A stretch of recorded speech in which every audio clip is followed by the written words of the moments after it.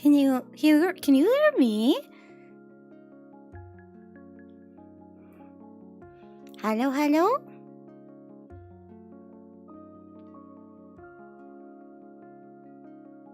Can hear you now? Awesome.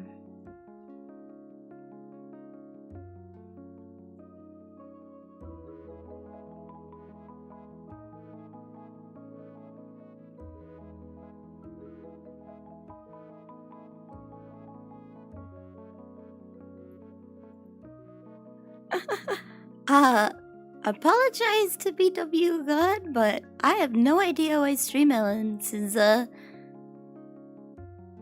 timing you out every time you try and type. Let me see if I can figure it out.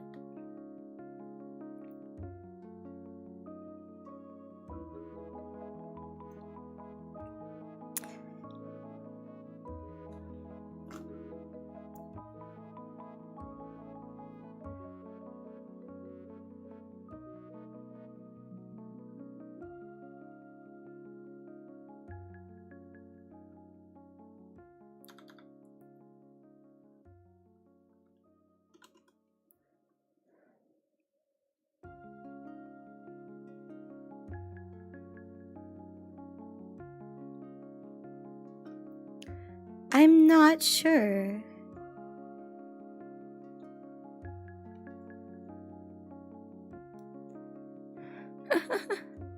Muted? No, I'm not muted. You should be able to hear me. Please, I don't want to be alone in silence.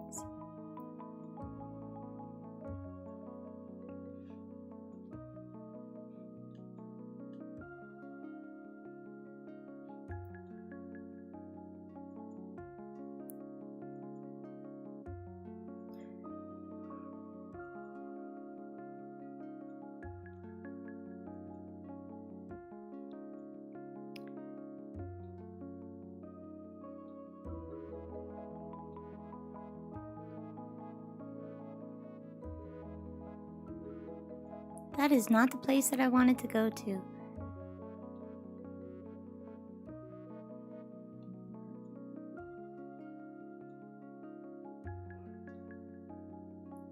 Big muted? Eh? Big muted? Nani? I've been having tech issues all day. There's just something up. I have to use a different... I'm still using the model that I use normally, but I'm wearing blue instead of pink because I had some issues with my face disappearing. My face just disappeared.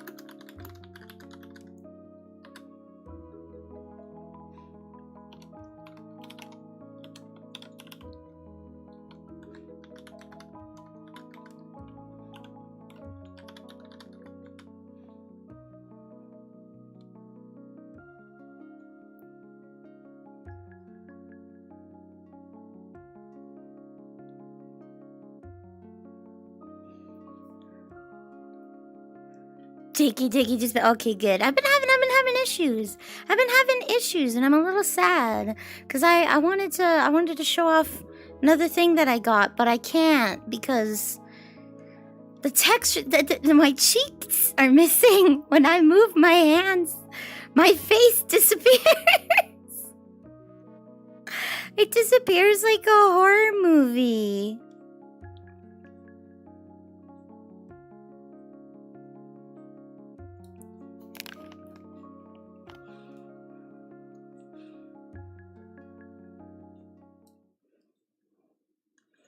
Hi! I should probably turn this on. Hello. It's gonna be a bit of a quieter day because I'm a bit tired. I'm sorry. But that's okay. That's okay. Here, let me...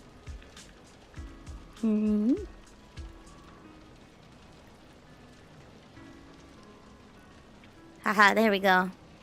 There we go. Just had to grab you and give you a little love. I have to put you where I won't trip over you. That's the thing. Oh. Put you just out of my reach. Just out of my reach. I actually have, like, right here, right down in front of me, I have a keyboard now, which is nice. So I can type, I can put on my own music, but I like this stuff, so. Hello! Oh, you know what? I can't see you guys because I forgot to launch something. Man, am I out of sorts today. Man, am I out of sorts. Continue.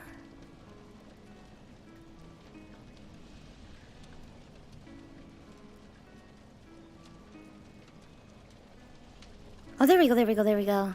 Okay, now I should be able to see you guys. Say hi, say something. Say something. Say something, please. I don't know. Everything's Borg today. Something. Thank you. Thank you, Giga.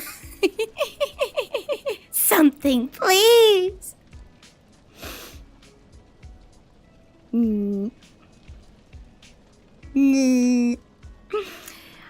I forgot to launch the thing that lets me see you guys, so that was the issue there. That was the issue there.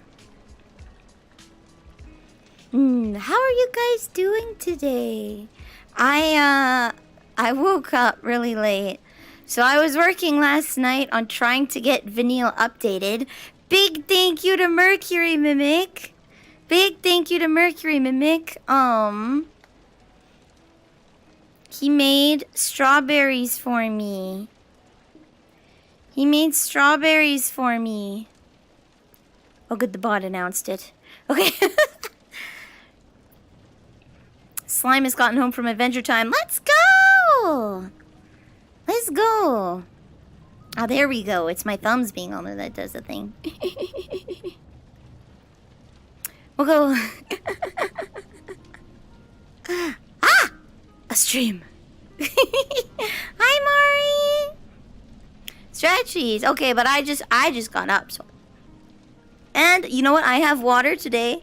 I'm being healthy. I have water today.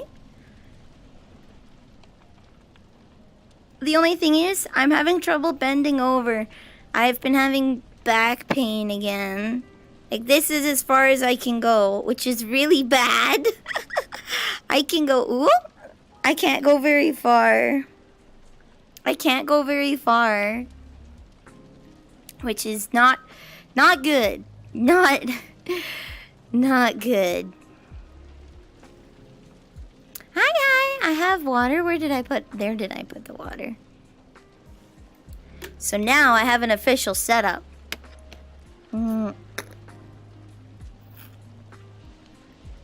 Which will make this a lot easier for me. Hi. Is it bad that I forgot how the Adventure Time theme went? I forgot how the Adventure Time theme went. There we go. I don't have to see that pesky thing. I forgot how it went. I remember the ending part, but I don't remember the beginning. How did it go? Adventure time, come on, grab your fans. We'll go to very distant lands. We'll Jake the dog and Finn the human. The fun will never end. It's adventure time. There we go. I got it. I felt bad. I felt bad for not remembering it. Hi. There we go. You made it through the bot. Oh, thank goodness. Okay. Finally, it stopped timing you out. I don't know what happened.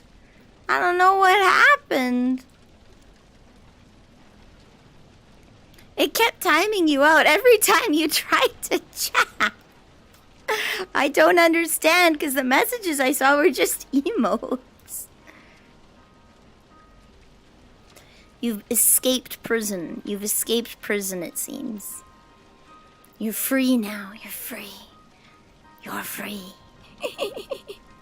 What kind of convention did you go to, Omega? You said it's a weekly one. Is it just like a vendor's showcase? Is it a vendor's showcase?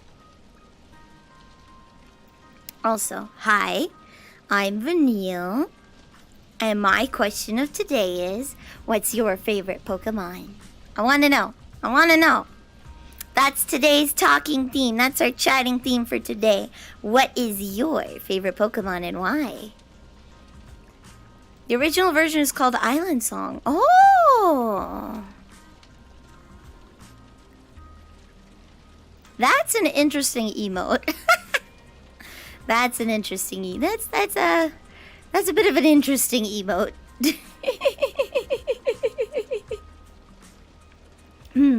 Well, while we warm up here, I'm gonna begin. My favorite Pokemon is Drifloon and Plusle and Minun. And I know that makes me very basic bitch, but I'm okay with that. There we go.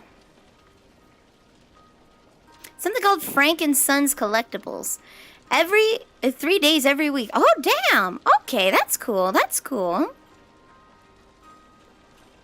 Actually prefer some of the lyrics in the original. The line that he says, all my affections, I give them all to you. The TV version is, all my collections, I share them all with you. Oh, okay. I'm having a problem with my foot. Let me fix that. Let me get down here and fix my foot. There we go. It was hurting me, and I didn't like it. It was hurting me. There we go. I'm too small for the feet straps, so I have to wear shoes so that the feet straps fit on my feet. My favorite song from Adventure Time is actually the Everything Stays. It's an insert song in Marceline's backstory. It's like, everything stays right where you left it. Everything stays, but it still changes ever so slightly, daily and nightly, in little ways, when everything stays. It's written by Rebecca Sugar, and she performed it. Rebecca Sugar was the voice of the mom in that episode. Yeah, she's a really good songwriter. Woo!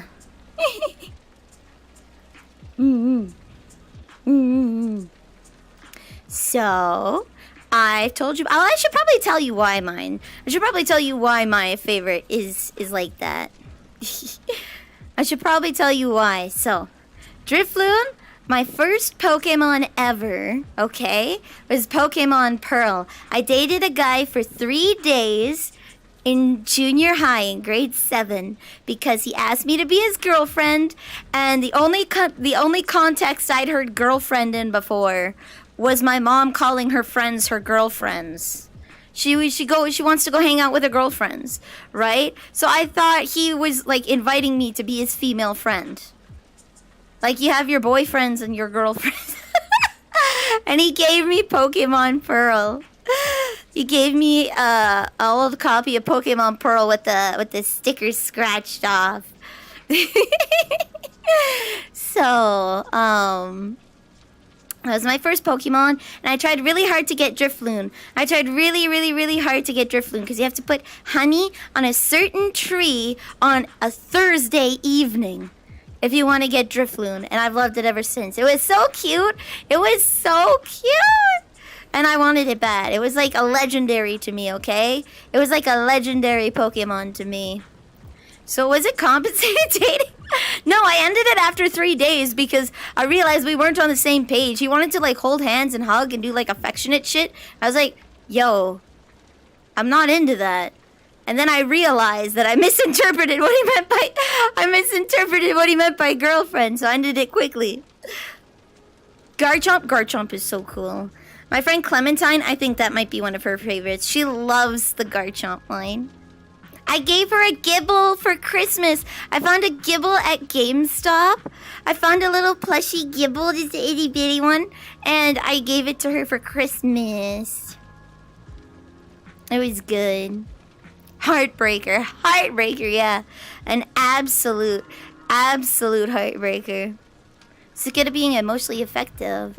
Oh, yeah. For all the problems Steven Universe has, the emotional through line is very important. It is. It's the one series that I'm mad that they forgave the space Nazis. Wander Over Yonder should, like... Wander Over Yonder and Steven Universe should have swapped their endings, okay? Why did Steven forgive the space Nazis? Why? It could have gone worse. It could have gone worse. And then when they made the second season where he grew up, they kind of addressed how they're like trying to use their powers to help people now. So like in the first season, it's like a kind of shitty ending. In the second season where you see their character progression, right after the movie and into the next season, when you see their character progression where they start to try and learn how to help people, right? Then I'm happier with it. So with the context of season 2, I'm okay with it. Wander Over Yonder did have banger songs. It did have banger songs.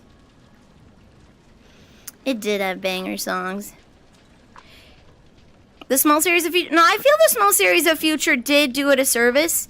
Like, specifically for the characters of the Diamonds, okay? Because it shows that the Diamonds were trying. Right? That they took what Steven had to say and that they were actually trying. Were they good at it? Not necessarily. But they were trying. Right? I'm not itty bitty. I'm 5 feet. I'm 5 feet. But yeah, the ending of the original Steven Universe, I feel, is like the Diamonds did nothing to earn forgiveness, right? Right? They did nothing to earn it. They just got off scot-free for no reason after centuries of like bad shit. Everything after they got to Homeworld felt like they were trying to compress 10 pounds. Yeah, I think it had to do with the fact that they made Garnet a lesbian.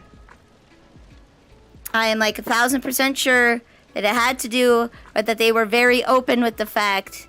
Well, technically speaking, the gems don't have gender, okay? They just exist, right?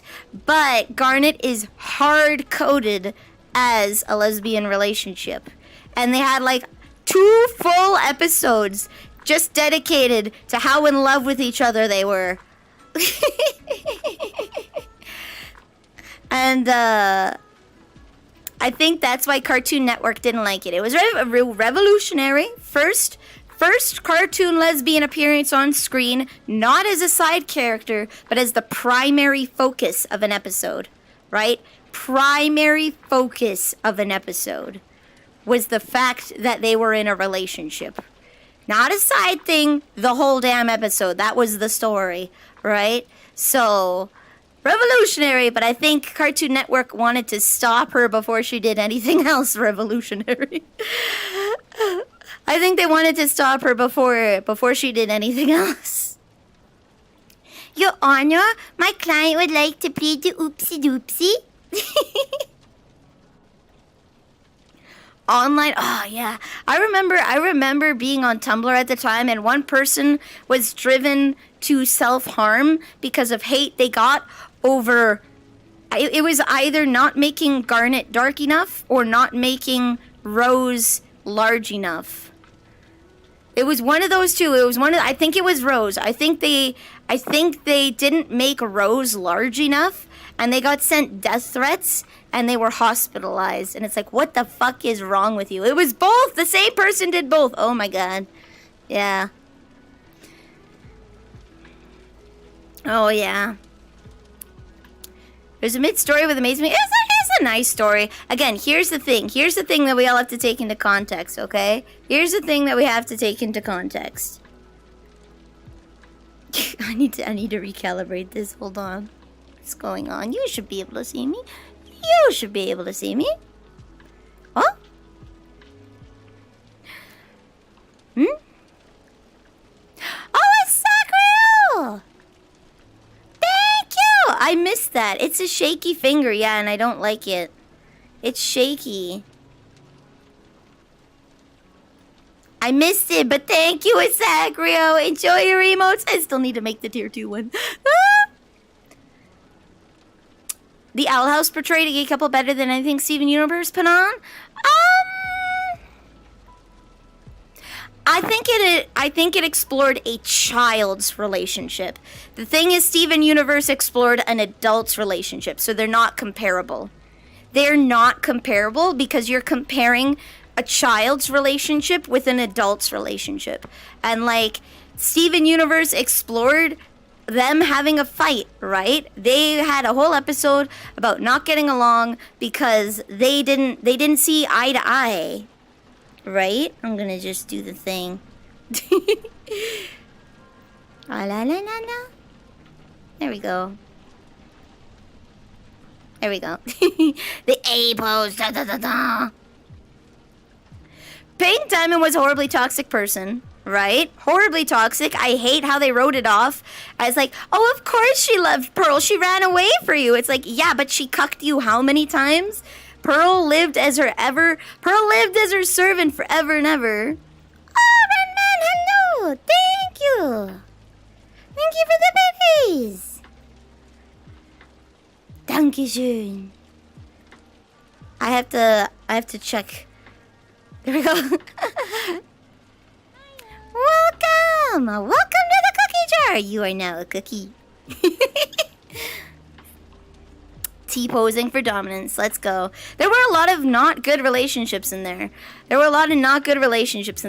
I'm going to go against the grain and say that Lapis, and I understand Lapis, and I understand why people don't understand Lapis and Jasper and why it was framed that way. And I think that has a lot to do with people not actually having been in a toxic relationship. I think the Lapis Jasper thing was portrayed well, and people didn't understand it because they wanted an idealized relationship where she's the perfect victim. But the problem is, when you're in abusive, like a physically abusive relationship, you fight back sometimes. You hit back, right? You say things that you don't mean. Drink the diamond water! No! It was a mutually abusive relationship. Everyone wanted Lapis to be the perfect victim, right? And Lapis was the victim of an abusive relationship, but she stayed in an abusive relationship because she felt she needed to do that to protect others, right? And I empathize with that stronger than I think anyone else does, right? She stayed in a mutually abusive relationship, right? Where she stayed trapped in the relationship because she felt she needed to protect Steven, right? She felt she needed to protect Steven. But Steven's a big kid now, and he can help, right? So that was something a lot of people got angry at. A lot of people got angry at it, and I think they just didn't understand. It was too deep for a kid show. I'm gonna say it was too deep for a kid show.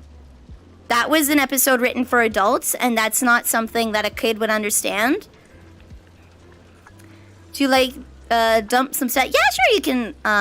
If you're doing it in the Discord, you can put them in share stuff. If you're doing it in my DMs, I think I should have streamer mode on, so it shouldn't be. Goddamn. My arms, mate. I need to see my arms. It is not detecting this bad boy. There we go.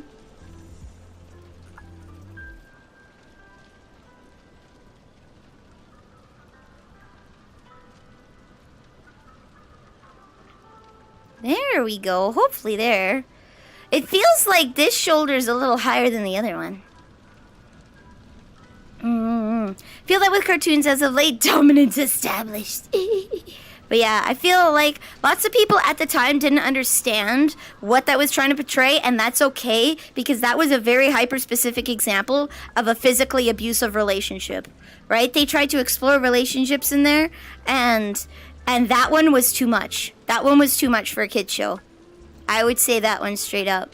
But I do think Garnet is a great example of a lesbian relationship, because they had fights. They had fights, right? They've been together, they've been stable for a long time. They get information, they have a disagreement, they split. They are split. Their relationship is under strain because they're having an argument, right? And they don't see eye to eye with each other. And that happens sometimes, right? So I think Garnet is a decent example, not the maybe best example ever, right? None of the relationships in Steven Universe are the best example, but it was a decent example of a proper relationship, right? So, depicted abusive relationship better with Harley Quinn and the Joker. Yes, no, I think everyone can understand that was abusive because it was very direct, but the subtle nuances, okay? Harley Quinn was a willing victim. It's a different relationship entirely, okay? Lapis and Jasper on this side is a physically abusive relationship where one person becomes abusive to the other, right? Okay? Sometimes when you're in an abusive relationship, you want to get a sense of control, right? And you hit back. You start all that abuse that's taken in towards you, you start pushing it back because that's all you know how to do.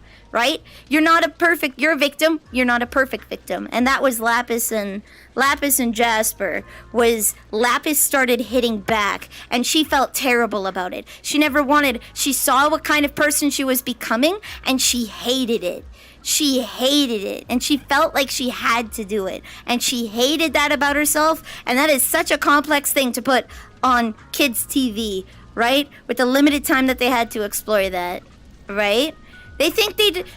She thinks she deserves it. She thinks she needs to do it to protect Steven and everyone else from Homeworld, because Jasper's going to go back to Homeworld. She's going to get the diamonds and they're going to kill everybody. And she'll lose everything again for the second time, right? She'll lose it all again. And she doesn't want that. So she stays in an abusive relationship. And she becomes abusive herself. She's not the perfect victim, and people wanted her to be the perfect victim. Harley Quinn, on the other hand, is a willing victim. She continues to she takes abuse because she thinks that's what love is. She thinks that the Joker being abusive to her is his way of showing her love, right? She's a reverse yandere, okay?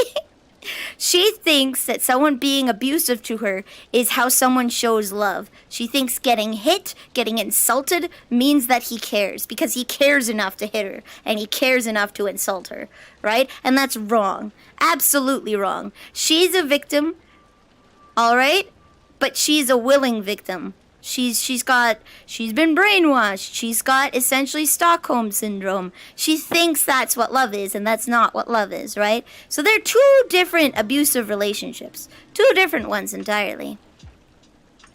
Yeah, often a part of abusive relationships is making that they deserve it. Yeah. I'm gonna say from experience, not my experience, but I'm sure you can guess who. People often stay in abusive relationships because it's the best situation they can be in. They're afraid of jumping into the unknown. They're afraid of how it will affect them, and they're afraid of how it will affect the people that they love, right? So they stay. They stay in the pain that they know because the pain is stable. And the unknown is unstable, right? That's why. She does eventually escape. She does escape, right? She actually learns that it was an abusive relationship, right? So she gets out, which is good. But how many years did it take? How many years and how many comics did it take over various writers for her to finally do that, right? For her to do that. People think BPD sufferers become abusers, but way often some of them are victims. Yeah. There's different kinds of personality disorders, right? There's different kinds, right? So BPD as a general overhang, right?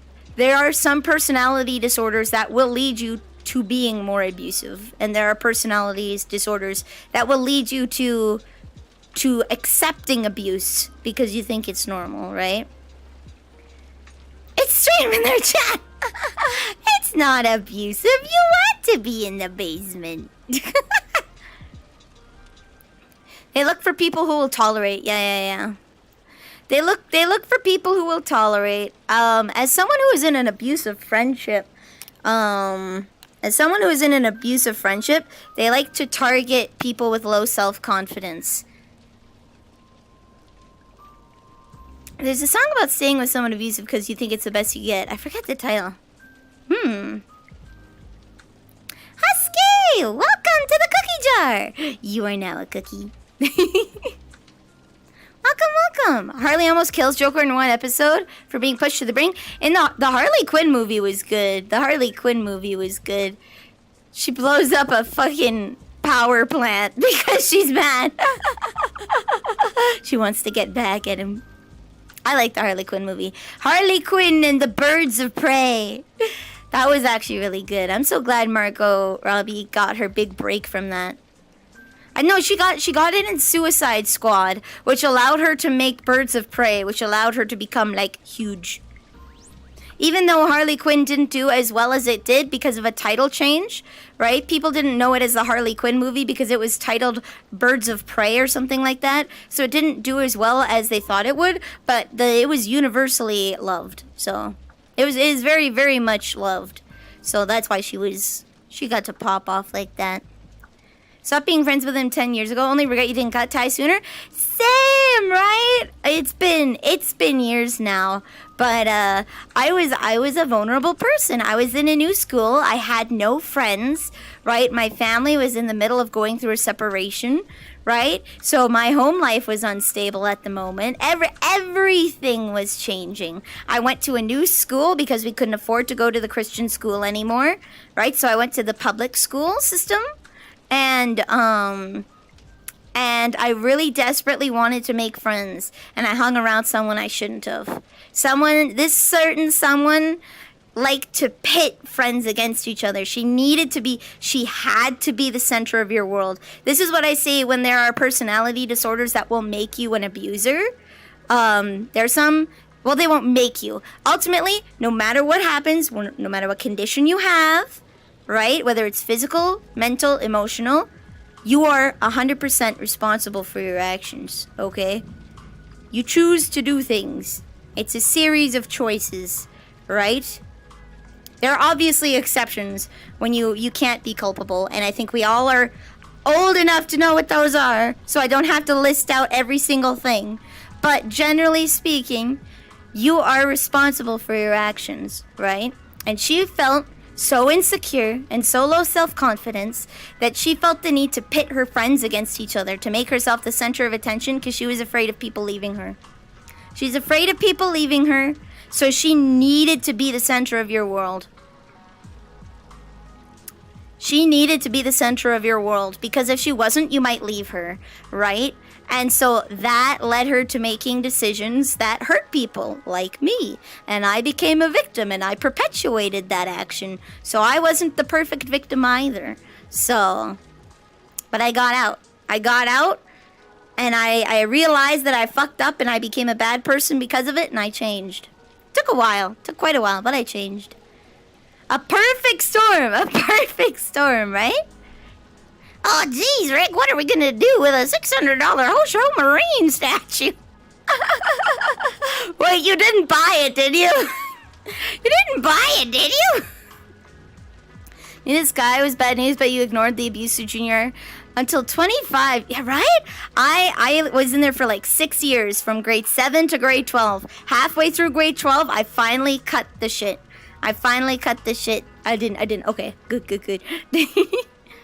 You know what? There are no more incidents. My floor is clean, okay? And I have toggled on my models. The panties are on, so if they clip, you will see underwear, okay?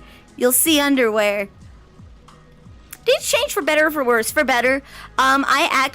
So The reason why I changed, okay? This person was very negative and was very critical and was a bully, okay? So she would shit talk everyone to you, okay? Including the other people in her friend group. She would be like, this person, man, they're so shy. They don't ever do anything. They can't even go and get their own ketchup at the cafeteria. It sucks that you have to go and do that for them, Nelly. Like, come on, we're in grade 10. Get your own ketchup. I mean, I understand some people can't be helped and they're just like, you know, kind of like that, but still, right? And it's like, yeah, you know, it sucks. We're in grade 10. You're old enough to get your own ketchup, right? And you'd agree because she makes you feel good about yourself. She belittles others to make you feel good about yourself. And you start doing that too. You pick up on it and you do it too. And it took me way too long to realize she was doing the exact same fucking thing to every other person. She was going behind my back when I was trying to make new friends. She was going behind my back to tell other people what a piece of shit I was and that they shouldn't be friends with me so that I would have no one to run to, so that she could be the center of my world. She tried to preemptively cut off relationships before they even started, right? So that I wouldn't leave her. I streamed without them before. Oi. Hoi. Hoi. Hoi, hoi, hoi, hoi, hoi, hoi, hoi, hoi, hoi, hoi. We're safe. We're say-so here, okay? We're say-so here. We're say-so here. Convention security detail for Mario and Luigi? Let's fucking go. That's awesome. I love that. I love that. Yeah, it was actual Heathers. It was the actual Heathers. High school make people be that toxic. Hope she didn't. She never did. She actually did end up lose everything. She actually did end up, I found out tangentially, from people that knew her, that everyone abandoned her. Everyone abandoned her. They couldn't stand being around her. Right? I got self-confidence. I started making friends who also had self-confidence and respect, right? The weird thing was, the thing that made me stop being friends with her were two things. Number one, my own mother told me that she loved me. She's like, Vanille, I love you, but I hate the way you act. You are terrible to be around, and I don't like being around you. You are so negative. You never have anything nice to say, and I don't like being around you anymore. I love you, but you are not a good person. And it was like, holy shit. Holy shit. She loved me, so she told it to my face. She loved me so much that she had to say that, right? It's like, I love you, but wow, oh my god, you need to stop it.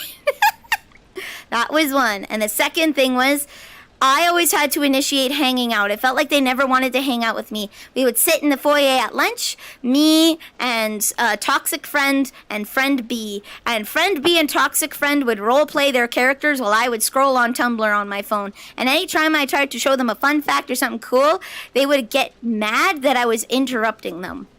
They get mad that I was interrupting their role playing. They were talking about their characters in their world, and they got mad that, yeah, they had a bunch of characters that they made in a world, and they would talk about what their characters would do in the world, and they were kind of like role play writing stories, right? They weren't actively like acting it out, but like she had like a big 400-page spiral notebook, right? One of those big ones, and she would just write down things, right? And they would talk with each other, and it's like role playing over the internet, right? They would write things, right, about what their characters would do, and they were just making this world together, and they got mad. They got mad that I would interrupt them. I tried making 2 characters. I'm not very good at roleplay, or wasn't at the time. I tried making 2 characters because I wanted to engage with them. I wanted to be part of the group. I wanted to be part of it instead of just sitting and being ignored the whole time, right? And yeah. I feel like this crazy chick is the one that got you into Tumblr. I don't remember. I don't think she had a Tumblr. No. I think I got into that of my own volition. It was just one of those things that I used to be on Tiny or Me, for anyone that knows that site. It was a Japanese website that they made an English version of that kind of flopped. But I used to be on Tiny or Me before I was on Tumblr. So I migrated because Tiny Me shut down. I went from Tiny Me to Tumblr, Tumblr to Twitter, Twitter to streaming. that was kind of the whoop whoop whoop whoop. The book of cringe, yeah. There's only 2 people in this world I'm not sure I could forgive. Only 2, and she's one of them. Just because she hurt me and she's hurt so many people. Do I recall DashCon? I was watching that happen live on Tumblr. I never went, but I was watching that live on Tumblr. That was fucking hilarious. The ball pit. Oh my god, that was a wild fucking ride. I was watching that happen on Tumblr as it happened, essentially live blogging it, right? Like, can you forgive me? I can forgive you. You don't have to worry about that. No, there's only 2 people. One of them is her. One of them is someone else. Again, probably very obvious if you think about it. But I'm not going to get into that because then we're going into dark territory. But yeah, we miss the piss ball pit. We miss it. It's just potpourri, poopery, as it were. Poopery. You know, there's a brand of toilet spray called poopery. Like potpourri, P-O-P-O-U-R-I-T, I believe it's spelled. Potpourri is dried, it's basically a dried incense kind of thing. It's like dried herbs and nuts and shit, and it makes the room smell good, akin to like an air freshener or incense, right? But it's just a dry thing. It's called potpourri. And this brand made a toilet spray that you would spray in the toilet after going to the washroom so that the washroom wouldn't stink, called poopery. I only know it because a friend of mine had some, and I was like, what the hell is this? The other is me. No, Kikas, no! We were talking about some relationships earlier, and one that I had some special insight into, shall we say. You'll notice in our stage of characters in my life, there's a notable absence. That is the second person. That is the second person. But in grade 12, I realized I was the only one initiating friendships.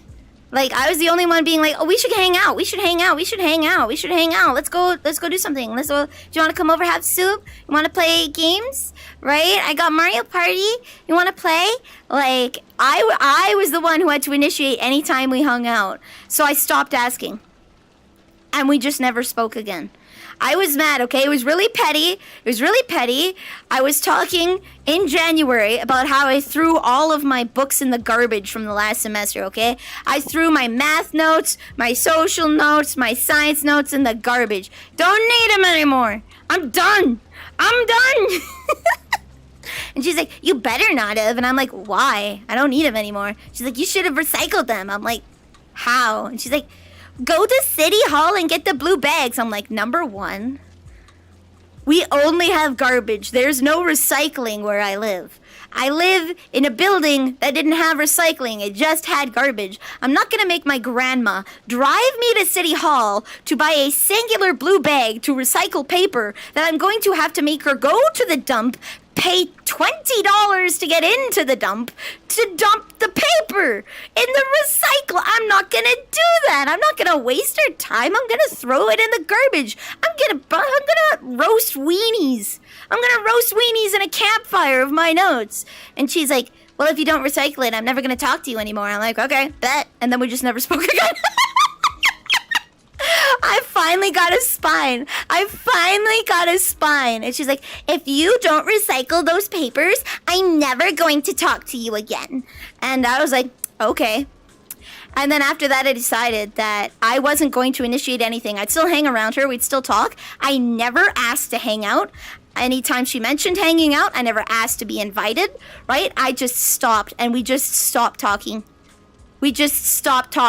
And then like a year after, I was working at the ice cream parlor. I got the job in grade 12. I was working at the ice cream parlor. And a friend of mine came up and told me, You know, I'm so glad I didn't listen to Toxic Friend. She said you were a fucking Tumblerina and you were just a pain to be around. And I thought that was bullshit, and I was right. I'm like, what do you mean she said that? She's like, yeah, when you were in grade 11, right, when we started hanging out, when we first started hanging out, she came up and told me that. And I was like, no, I don't know. I'm glad I stuck around. I'm like, what the fuck? We were still friends! Oh shit, I grabbed you guys. Sorry. We were still friends! We were still friends at the time! Shaking chat. Wah! Wah! It's got some smoothing on there, so hopefully it's not that bad. You also can't really recycle paper. You can't really, but there's places you could do it. Like my building finally got a cardboard recycle. So I could recycle paper now, and I do. I leave all my cardboard boxes and take them to the recycle. I didn't have that before. And I'm not gonna go and pay to go to the dump because I don't have that much. We just put it in the garbage because it would have cost us a lot of money, right? So yeah, great that I'm not around them. Great that I'm not around them. Please don't shake me, I can hear you. Ooh. Ooh, I feel like I may have tumbled into El Dorado, the weeb El Dorado. I'm petty still, but those are the only two. She's one of the two people I'm not sure I can forgive. I'm a toxic friendship. Rip. No! Have a spine, okay? My high school friends, the ones that I stayed with after that, all told me that she had told them that. All right? My co-workers, because we joined the same ice cream joint, okay? We joined the same ice cream parlor. A manager told that to me and was like, yeah, you know, I've been working with you for a while. I don't understand what she's talking about. I'm like, what did she tell you? And so he told me, again, that I was a fucking Tumblerina, right? That I was like some, I don't know, social justice warrior or something. A keyboard knight. A keyboard warrior, right? And like, I'm not. I get passionate about things, but I understand as well, right?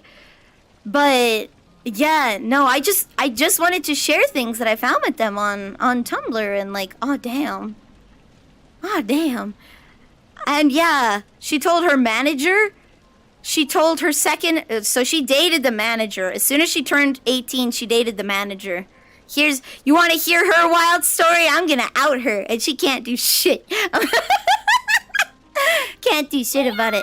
Leon! She didn't date Leon, thankfully. He's online. I'm a Reddit mod. No, please, I have a life. Please, I go out, I talk to people sometimes.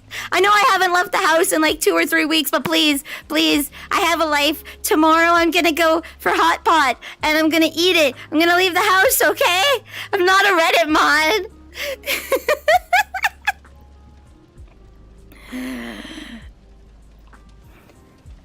Don't call Nelly obese. She might be smelly though. Ah! I can't deny that I'm a little smelly. I'm not a Reddit admin! No!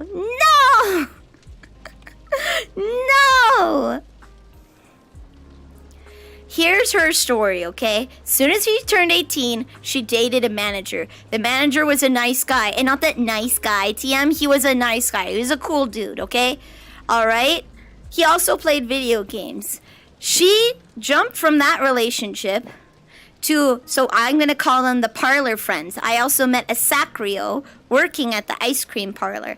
So now that's ice cream parlor friends, right? A Sacrio is one of them. She jumped from dating one manager to someone else in the parlor, right?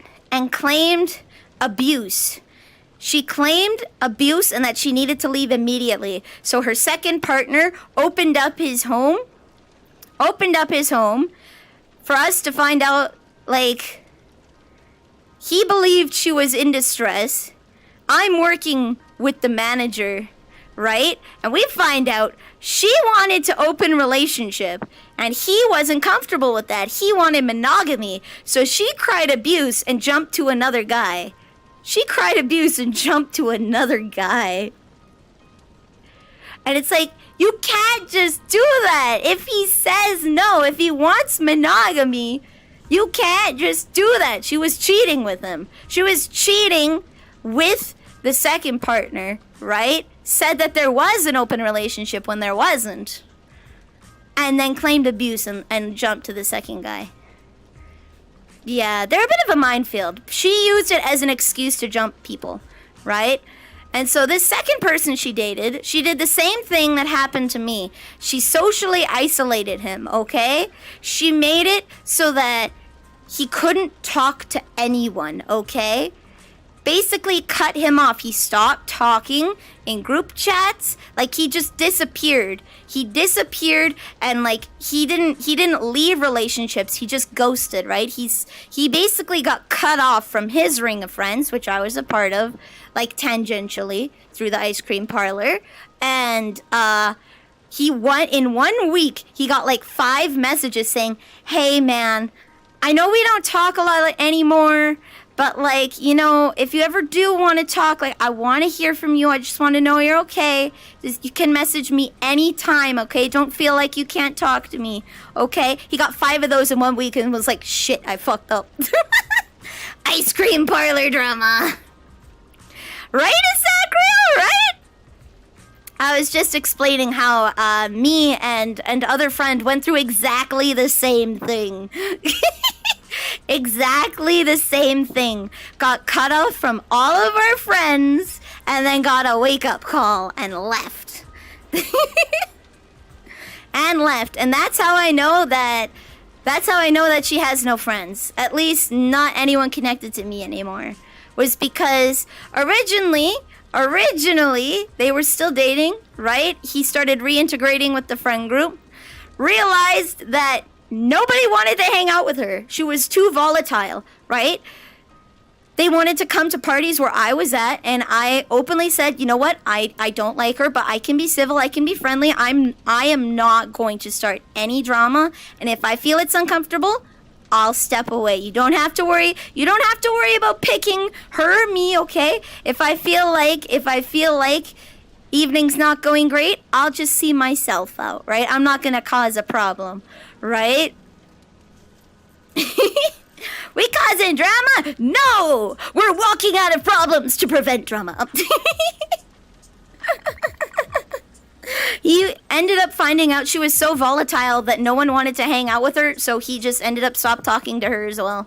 He stopped talking to her as well because it's like he had to separate. He could only hang out with her. He had to have separate interactions with her from everyone else because she was just too volatile. And so now she's completely out of my life, completely out of his life. We don't know what's going on with her, and quite frankly, we don't care. First girlfriend did that. He's abusive thing, broke up, and then 20 minutes later told my best friend, oh my god. Oh my god, that's shitty. That's shitty. Oh, I feel for you, Lorba. I feel for you. That is shitty. She's holding the cone in her hand and telling me about the relationship drama. And yeah, I'm holding the snowstorm upside down as you're supposed to, right? Because every time you want to make sure, right, the ice cream's still cold and fresh. I'm holding it upside down. And I'm like, yeah, oh my god, did you hear about my friend from high school? It's just like dripping out of the cup. Dripping out of the cup onto the counter, and you're like, oh my god, this bitch from high school, did you hear about her? Like, oh my fucking god, let me tell you, Jesus Christ. Is that like shaking her? Mint Boom! Welcome to the cookie jar! You're now a cookie. Didn't end for him like that. It ended when he had a severe breakdown and ended up in therapy. Oh, I didn't know that. I didn't know that. Oh, geez. Okay. I probably wasn't told that as I was not as close. I was not as close. This is a tangential relationship for me. I'm glad. I know he's doing better now. I know he's happy and he's doing better, and I'm very happy for him. You were told I forgot. That sounds like me.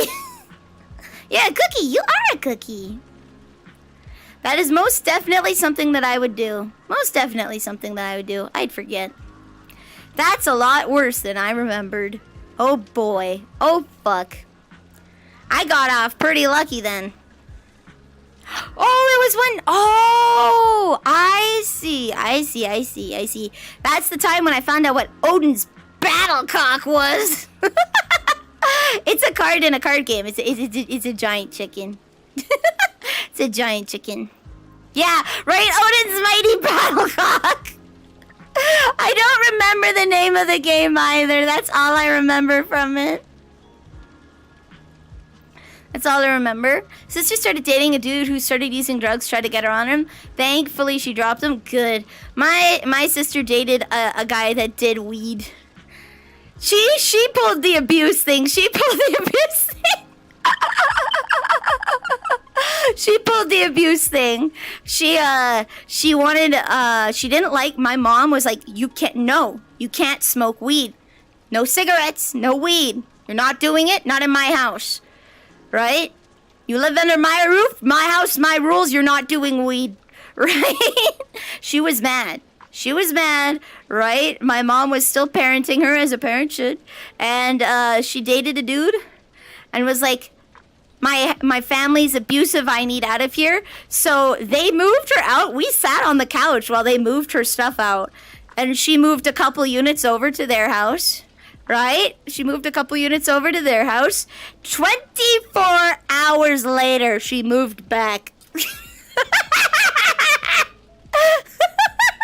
That's when the Minion incident happened. That's when we were carrying her things back in after like the 24, 48 hours she had fucking left.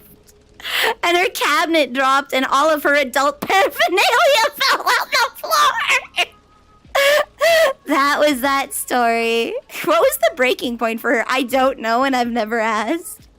I don't know and I've never asked.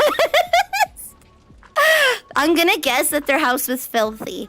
If there's anything she can put up with, she's tough. She's a tough cookie. She's definitely, especially because she's learned more about herself, right? Medically. And she knows how to handle situations and handle herself better now. She can handle and put up with a lot of shit, but one thing she does not put up with well is a mess. I'm gonna hazard a guess that the house reeked, was fucking filthy, right? And that the conditions were less than good for her. I'm gonna hazard a guess that's what it was. She can put up with a lot of shit, but that is one thing I know she's weak to. She only dated me to get to my friend. Oh my god! I feel you. He was dating someone else at the time, so she dated me till they broke up and jumped. Ah. She dumped me for some guy her mom introduced. Shitty. I had a friend that made friends with me because we were in cooking class. He made friends with me because he wanted to be friends with toxic friend because she had big titties. And he was a simp for her and simps, at least, so far as I know, simps for her till this day and she'll never fuck him. She'll never date him. He'll simp constantly and she will never touch him. So far as I know, they have never been in a relationship and he simps to this day. And he started talking to me in cooking class so that he could get into my friend circle to talk to her and then immediately started ignoring me. Just would not respond to me. Like I didn't exist. It was shitty. When you meet an asshole, you meet an asshole. When you meet nothing but assholes, you are the asshole. Oh, fair, fair. That's a good one. Did they bounce? Boink, boink, boink. When they smoked weed and booze and all they ever wanted was, yeah. They smoked weed, had all the booze they ever wanted, and defecated in the kitchen singing like normal people. Probably. I'm gonna guess she's a tough cookie. She can put up with a lot of shit, but like cleanliness is very important to her. She is borderline germaphobe. I would say she's a borderline germaphobe, right? That is probably what got her. That's probably what got her. I feel ya, Lorbot, though. I feel ya. That felt shitty for me. That felt shitty for me, because, like, again, why is she hating on German? What did he do? I had a toxic friend in junior high and high school, and I got out. I got out. I got out. I got out. That's what we were talking about. Germa's crazy. I haven't seen so much of Germa. I know he did, like, I have a friend who's super jelly dipper, super into, like, Germa, not like a germaphobe. What would you call a super hyper Germa fan? I don't think super hyper Germa, but she does watch him, right? So you're watching some Germa vids. All I know is that he does, like, he did this one thing where he did, like, a Barbie doll house where he lived and acted like a fucking sim in a house on Twitch for, like, a month. It was weird. A germaphobe sounds like an amazing name. They should be the germaphobes. They should totally be the germaphobes. Don't jump on the first relationship you get. Be picky about how you treat. Yeah. Definitely be picky. You're not worthless. You should have standards, please.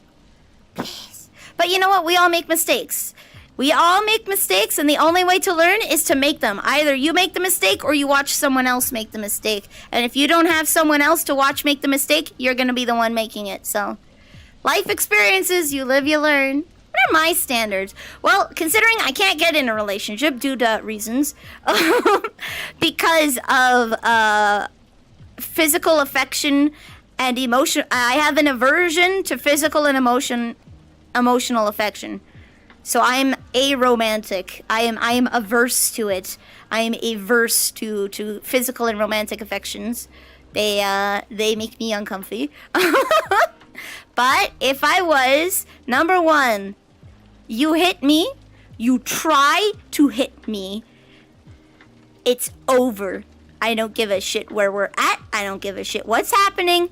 It's over. You never come back from that. There's one person that I lost a lot of respect for because they threatened me. And they apologized. They slammed their hands on the table next to me and called me a fucking bitch. But they were physically aggressive to me, and I lost a lot of respect. And that shit's hard to get back. Not someone I was in a relationship with, though. But just someone else that I lost a lot of respect for. And they only apologized because they didn't know that I have issues with that.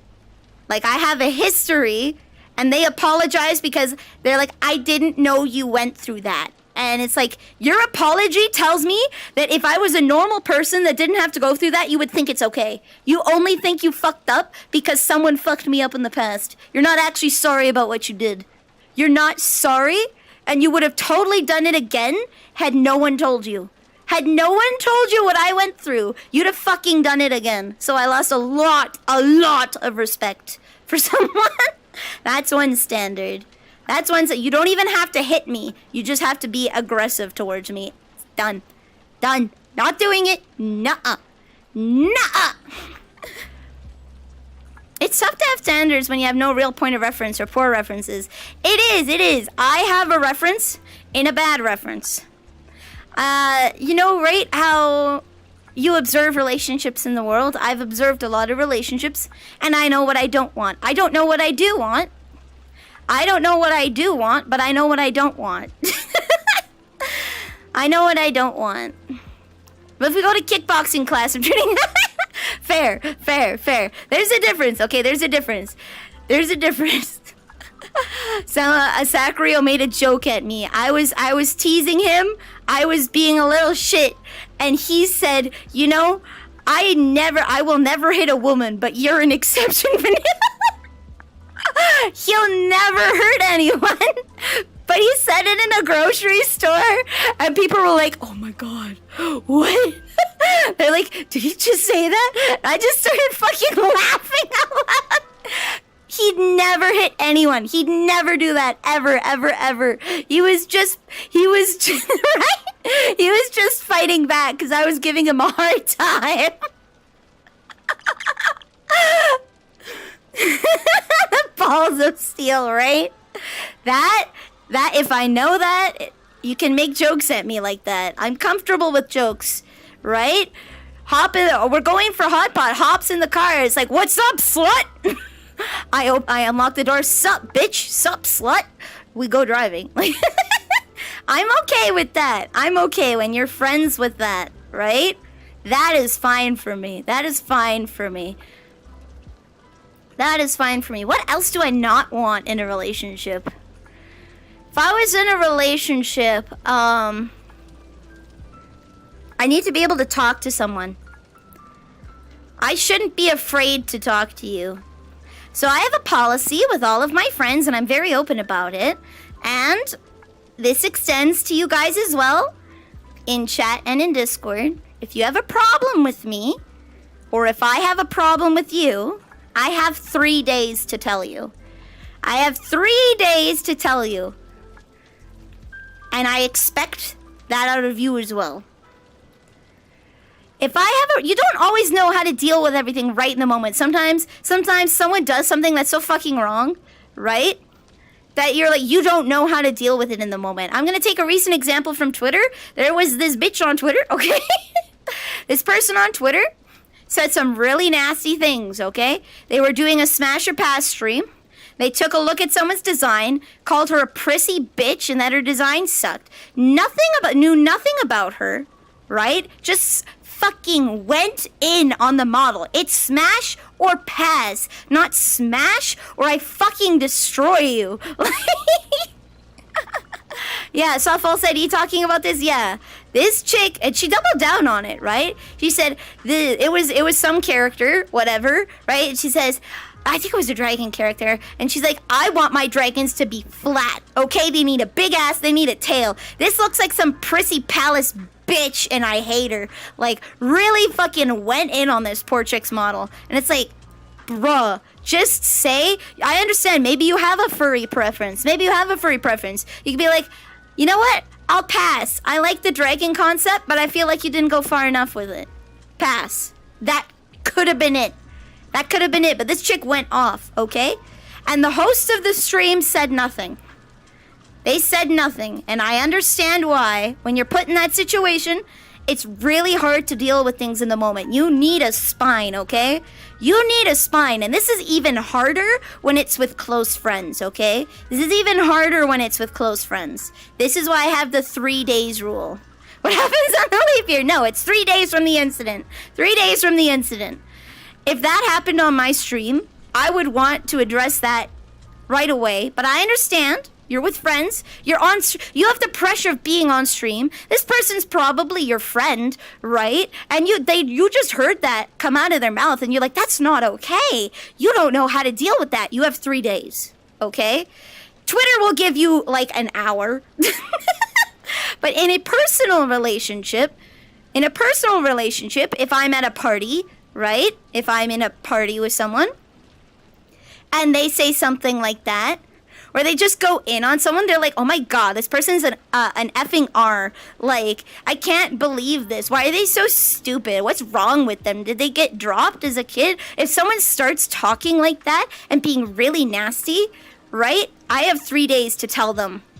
I have 3 days to tell them they fucked up, okay? Because sometimes you're in the moment and you don't know how to address a situation, right? You need time to think on it and think how to approach the situation, right? I have enough spine that it's usually a 1 day thing for me. It's usually a 1 day. I'll probably tell you in the same 24 hours that something's up, that I'm having a problem, right? I've got enough of do you want dramatic music on this? Hell yeah, in the final 6 hours there has to be the music, so you know the countdown's up. The reason why I say 3 days is sometimes you need a day or two to think, especially if it's a close relationship, how you're gonna approach it, right? Because these are your friends, right? And you don't want to lose your friends, and you're scared, and you need time to process the feelings, look at the situation, like take a step, process your feelings, take a step back, look at the situation and be like, what is my problem with this? How do I want to address this? Right? And then I have to address you. I have to do it. I have to tell you. If I have a problem, you're not psychic. You won't know. You won't know unless I tell you. I have to tell you within 3 days. If I wait 3 days, then it's not a problem. Dawn of the third day. Yeah. Twitter gives you 30 seconds. Twitter just gives you... I did 3 days, okay? 3 days is long enough that it is still fresh in their memory. It's still fresh in their memory what they did. They won't forget what they've done in 3 days, right? Or if they have, they're only on the start. This is when you're beginning to forget things, right? You might start getting hazy on the details, but you'll still remember that you said those nasty things, right? You'll still remember it. So then I come up to you maybe the next day and be like, hey, you know, we were at that party and you were talking about someone? Like, that was like really mean. Why did you say that? And then you would be like, oh, blah, blah, blah, blah, blah. And I'd be like, but why do you think it's okay to talk like that? Like, they didn't do anything. So what if they're not as good at games as you? So what if they're not as good at doing this as you, right? Like, I suck at FPS. Doesn't mean you get to yell at me like that. Why are you talking like that? And then you could have a conversation. It's still fresh in their brain. Now you've got the gumption, you've got the spine, you're backed up, you know what you want to say, and you can have that conversation and be like, hey, that was kind of mean. I didn't expect that. I thought better about you. Why did you say that? That was just so mean, right? Seems very complicated, yes. This is for complicated situations. This is for complicated situations, right? You don't know how to deal with it in the moment, right? And they stuck a game, unforgivable. Unforgivable, you're never allowed again. Actually, I was watching Omega Paladin stream Resident Evil 1, and he was doing a box puzzle, and I was in a Discord voice chat. I was in the M&M's voice chat with a couple people, and I was losing my shit. I was in his stream, I was listening, I was typing in his chat, I was doing my best not to backseat, because I want him to enjoy the game as best he can. Everyone gets their experience, and I don't want to ruin it for them, right? But I was losing my fucking mind in the voice chat. I was like, Paladin, no, please! It's wrong! This is no! And my friends were laughing at me. They were laughing at me. I was losing my shit. I was like, Paladin, no, please just restart. See, it's a coat of arms, Paladin! It's a coat of arms! But I didn't say anything in his chat because I wanted him to experience the game his way and have fun. Yeah, he solved it incorrectly, and that made me madder. The game gave him pity. That was so funny. Paladin has 3 days to claim compensation. Yeah, we talked. He joined the voice chat. And we talked about it after, about how I was losing my fucking mind. It was so funny. But yeah, my 3-day rule, generally, I'll tell you really quickly. If I have a problem, right? If I feel like you fucked up, right? If I feel like, hey, that was kind of mean, I'll tell you right away.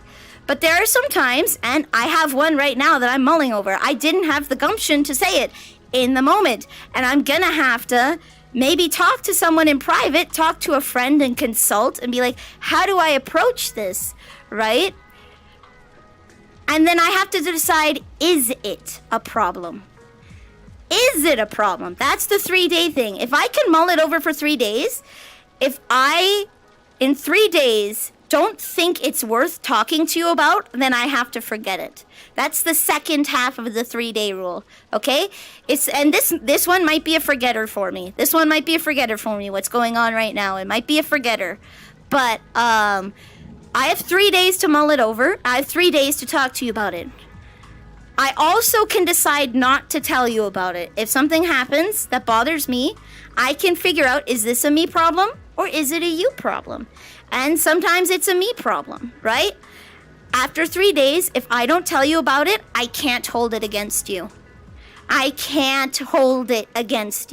You're not psychic. You have no way to know something bothered me unless I tell you. So if I go for 3 days without telling you, then I have to let it go. Why not a both problem? Hello, Mike! Favorite Pokemon is Snorlax. Cute! Mine is Drifloon and Plusloon Minun. I like Minun. It's really cute. I like blue. Drifloon and Plusloon Minun are my favorite. Hello, Mike! Banging on the window. Yes, I was like, ah! Ah! I was losing my mind. Oshawott, cute. I actually like Snivy from that generation. Snivy and Superior. I love Snick. Of course I like the children kidnapping balloon. Of course I do. Why would I like anything else? Why would I like anything else? I love the kidnapping balloon. Boop, the snoot. Okay. Oh. Boop. Are you ready? Are you ready? Ooh.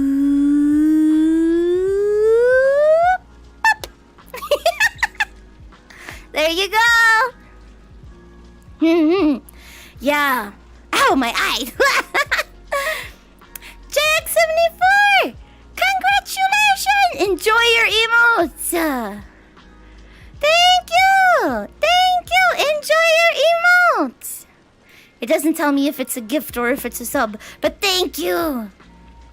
Must give huggies. Okay, I'll give you a huggy. There we go. Take a stretch and a sip. Okay. Woo! It was a sub. Thank you so much. Enjoy your emotes. I've heard that they're gonna be doubling the amount of animated emotes that partners and affiliates get. So I'm excited to have more emotes. I had so many ideas I wanted to do. So there we go. Glad that you have a 3-day rule, like how people have a 5-second rule. Oi. It's not a 5-second rule because sometimes I take more than 5 seconds. It's how strong do I think my stomach is today? How strong do I think my stomach is today? You can multi-stream now. I still don't think it's a good idea. I'm gonna say unless you're doing a broadcast. Unless you're doing something like a non-chat interactive thing, like you're watching and commentating on something, that would be a good simul stream.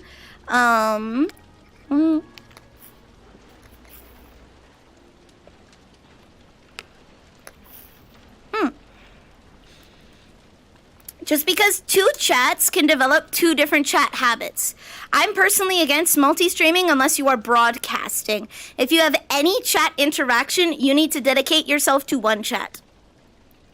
You need to dedicate yourself to one chat. Randoneering does it and Twitch hasn't done anything. He is not monetized.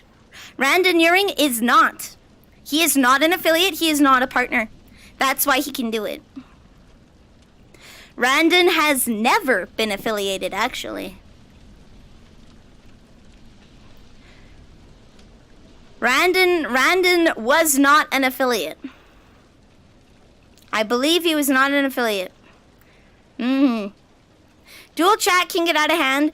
It's hard if you're trying to interact with two chats, especially because Twitch has a lot of chat integrations. You get a super chat on one thing, you have to be like, oh, thank you for the akasupa, dankajin, arigato, kind of thing, right? And then you get, oh, thank you for the 500 bits, thank you, oh my god, right? And then you have TTS. You have TTS with the bits oftentimes, right?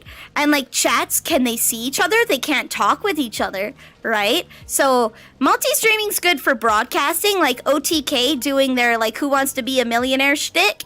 That's a great multicast. No chat interaction needed. Okay, watching the Games Awards, no chat interaction needed. But if you're streaming a video game and you want to talk to chat, don't do it. Have a good lurk, Mike. I just disappear or avoid people if I get pissed. Either I get over it, I just move on. Probably not a healthy way. So the reason why I developed the 3-day rule was because I didn't know that the toxic friend had a problem. She shit-talked me to everyone else's back and told every wrong thing I ever did. Right? Behind my back to everyone else. Never told me. I had no idea. A year after cutting them off, I was in college. Like, this is a year or two after cutting them off. I got a long-ass message on Twitter about every wrong thing I've ever done in my life, how I chronically misgendered someone that I didn't even know was transitioning. I knew they were questioning. We had a trans friend, and they were questioning. So friend B was questioning. They hadn't decided on pronouns. They hadn't decided on names. They had informed us that they were questioning at the time that I stopped being friends with them. So they complained that I misgendered, that I'm a terrible person, that I'm a phobe, and that I did so many wrong things, and that I was a nasty piece of shit, right? And it's like, you waited 2 years after I stopped talking to you to tell me this? You realize this could have been fixed if you had fucking talked to me, right? I felt bad. I broke down, right? I went home and I cried because it's like hearing a lot of bad things about yourself makes you feel bad, right? And it's like, I had no idea. I had no way of knowing, right? I stopped talking to them, but it doesn't stop it from hurting, right? Gonna take a bath? Have a fun bath. Be comfy and warm. Get clean. That's where the 3-day thing came from, was it caused me a lot of self-confidence. I was a masker, okay? I would tell anyone anything that they wanted to hear because I wanted to be friends with them, right? That person made me into a masker. I was a different person to every friend I made because I wanted to be their friend. I wasn't me. I was who I thought they wanted me to be, right? And so that's where this developed. I slowly started developing a spine. I started standing up for myself. And the first time I ever stood up for myself, I told a friend that I didn't like Sword Art Online. I told a friend that I thought Sword Art Online was a terrible anime and that it sucked and I didn't like it. And that was very scary for me. That was very scary for me because I was so used to bending my opinions to what other people liked. Oh boy, what a hill to die on, right?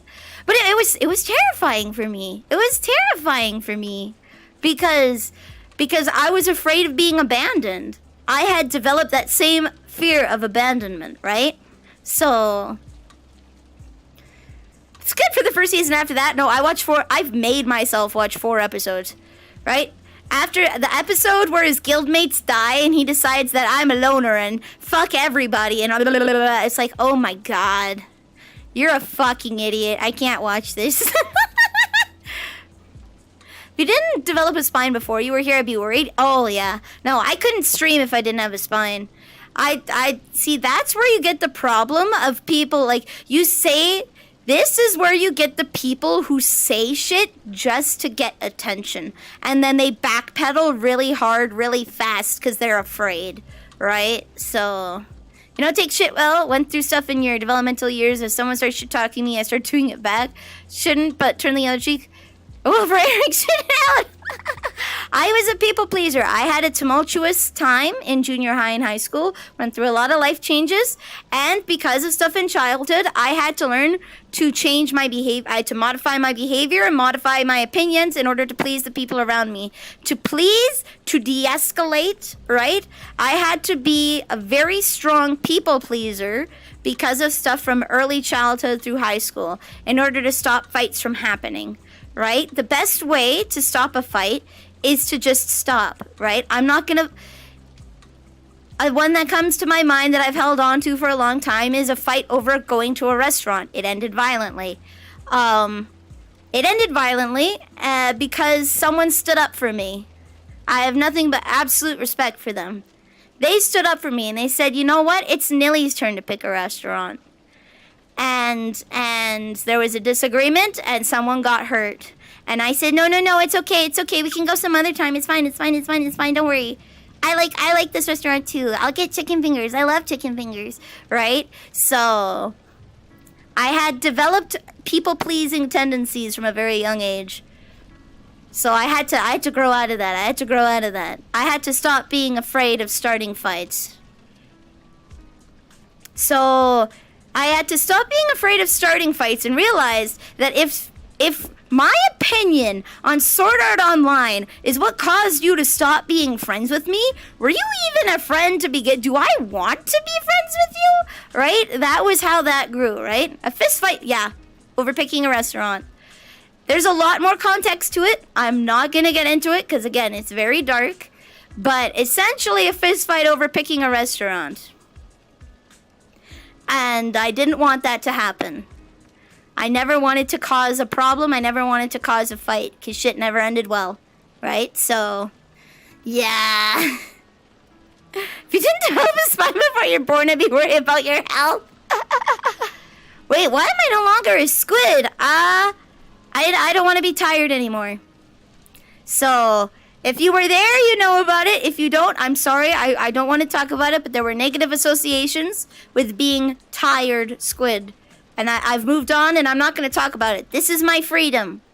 I get to be me now, and you won't get to know. I'm not going to be defined by being tired squid. I'm going to be just Vanille. I'm just going to be me. stopped at the episode he magically killed the glitch killer. I stopped at like episode 4 when he joined a guild and then killed everyone. I couldn't take it. Nothing more than that. Oh, okay. I'm still in the transition phase, so there's still some people that pop in and they're like, wait a minute, who are you? Who are you and why are you on my feed?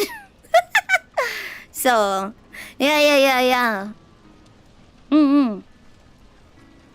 So I've developed a spine now, and if you're gonna stop being my friend over SAO, then you weren't really worth my time in the first place.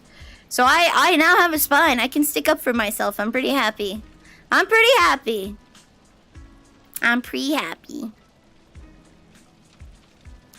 I didn't used to. Imagine being an SAO stan.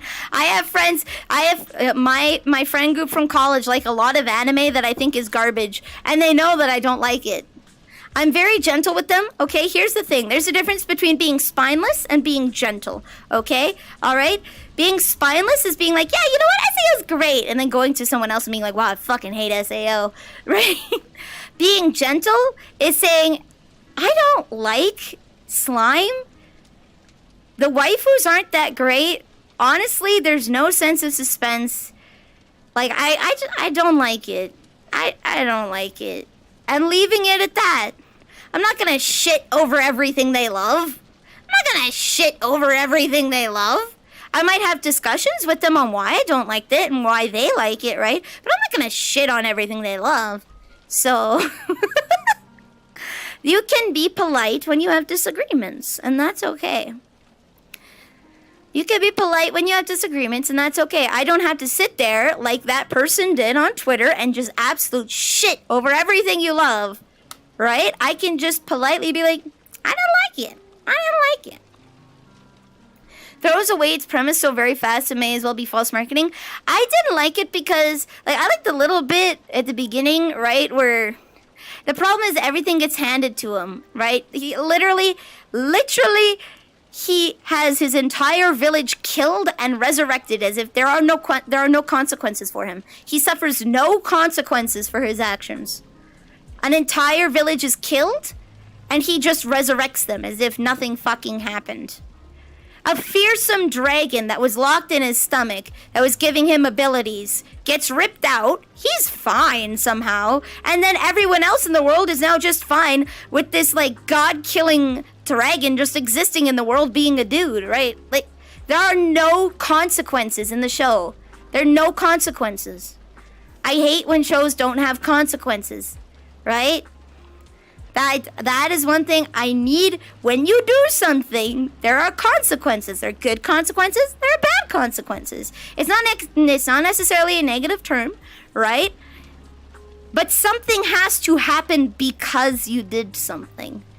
If you just tell a story and it just happens, I'm not really interested. He stops being a slime. Yeah, he stops being a slime. He goes and reverts to his slime form occasionally, but yeah, he stops being a slime very, very early on. Yeah, that time I got reincarnated as a slime is wish fulfillment. So this is why I don't really like the isekai genres, because isekai genre is largely a wish fulfillment genre. It's a power fantasy wish fulfillment genre. And as an MMO player, which a lot of these worlds are based off of like MMO style fantasy worlds, I played a priest. I fucking struggled because I soloed in a healing spec, right? I soloed in a healing spec. It is hard. It's not impossible. It just takes you a lot longer because you do less damage. You're not supposed to do damage as a healer. You do enough damage that you can get through the story content, right? But it's gonna be a hell of a lot slower. I have to be careful how I pull mobs, right? I can only pick so many at a time, right? I have to balance my healing spells, right? And I actually have to, like, plan my strategy as I go through the game, as I'm leveling up, right? Because I'm not raiding, I'm not dungeoning, so I'm not getting that sweet item level increase that everyone else is getting. So it's always been a challenge for me playing MMOs. So when you see these power fantasy wish fulfillment anime where they get strong and they get everything handed to them, it doesn't resonate with me because that's not the experience that I've had. That's not the experience that I had when I've played it. So I don't relate with it. I don't relate with it. They make the Shadow Priest for a reason, right? I was playing with a friend. Okay? She was a rogue and I was a priest, okay? So I played Holy or Disc or whatever. I played Holy or Disc, and she was the rogue, so I helped with some damage, but I also played on my own, and I didn't know the shadow rotation very well. I didn't understand it, so that's why it was hard for me. So I'm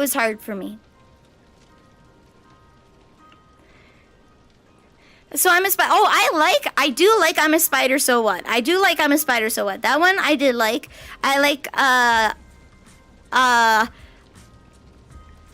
what was it? I became a villainess, all routes lead to doom. That one was funny. That one really reminded me of Oron High School Host Club. I'm not gonna lie. That one had a host club vibes to it. It's Diet Coke Affliction Warlock. Konosuba's funny. I like that one. That one's funny. Bakari, I like ReZero because again, there's consequences.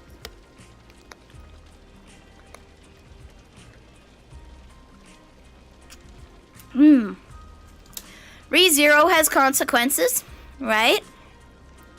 Be so dumb you accidentally harem the entire cast. Fuck yeah, right? It's a girl's wish fulfillment anime. She gets to live in the ultimate game of her dreams.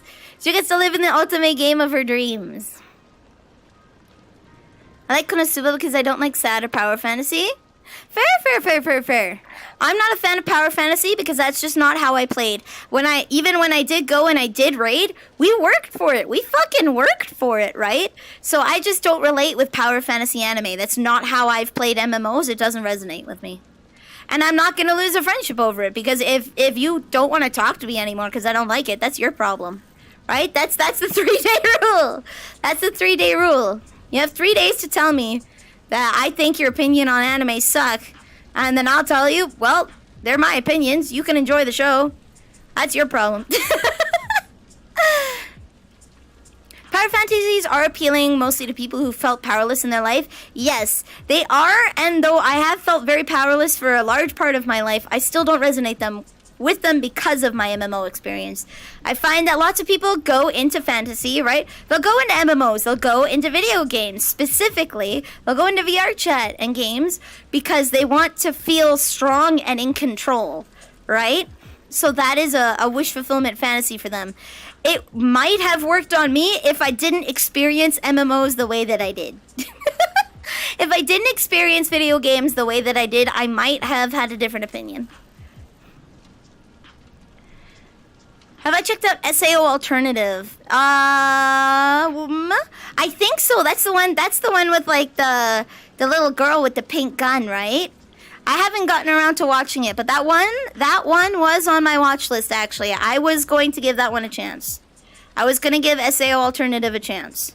If it's the wee little girl with the pink gun, I was going to give that one a chance.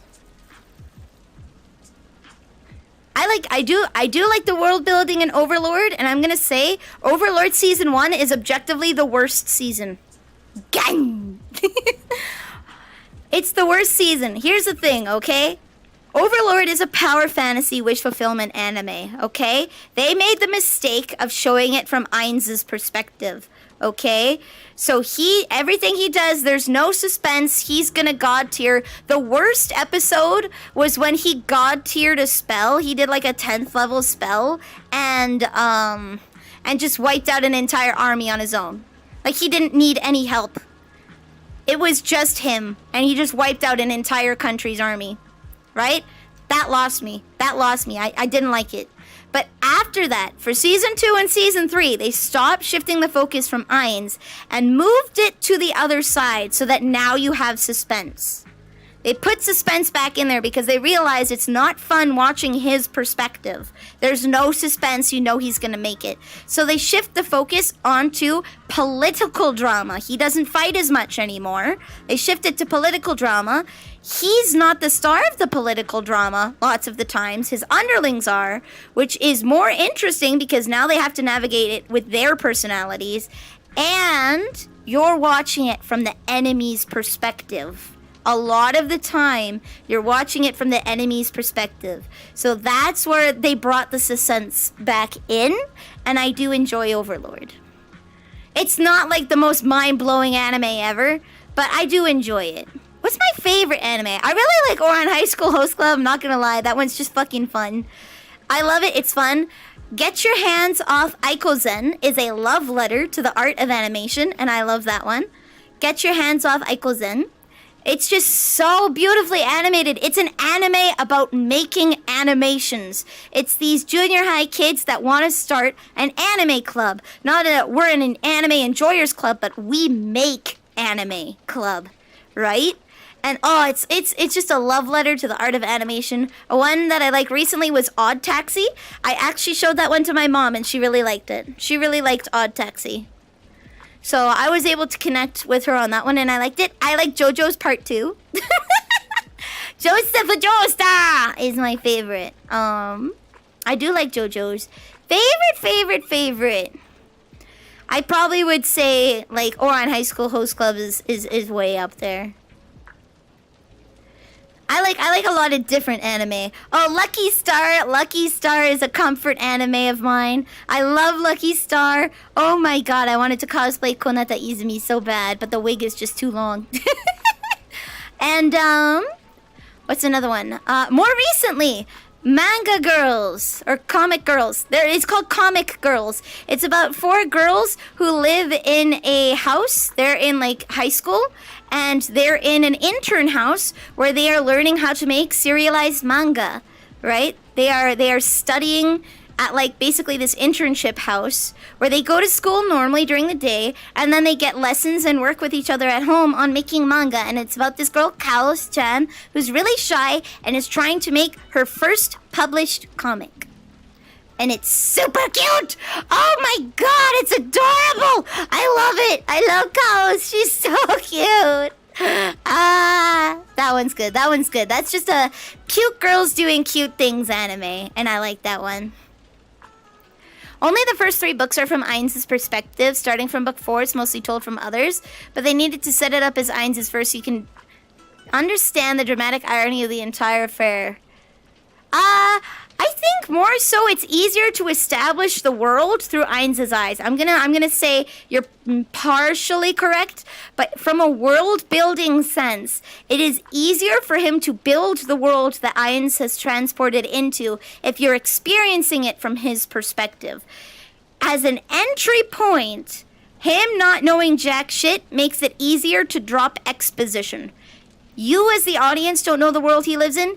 He doesn't know the world he lives in. So you can drop exposition a lot easier that way. It's a mechanic that is tried and true, and it's a staple of the isekai genre of someone who doesn't know jack shit getting dropped somewhere and then getting exposed at. Like, it makes sense in the context of the anime because the character doesn't know what's going on. So you as the viewer will take the exposition a lot better than if someone who should know what's going on is doing it, right?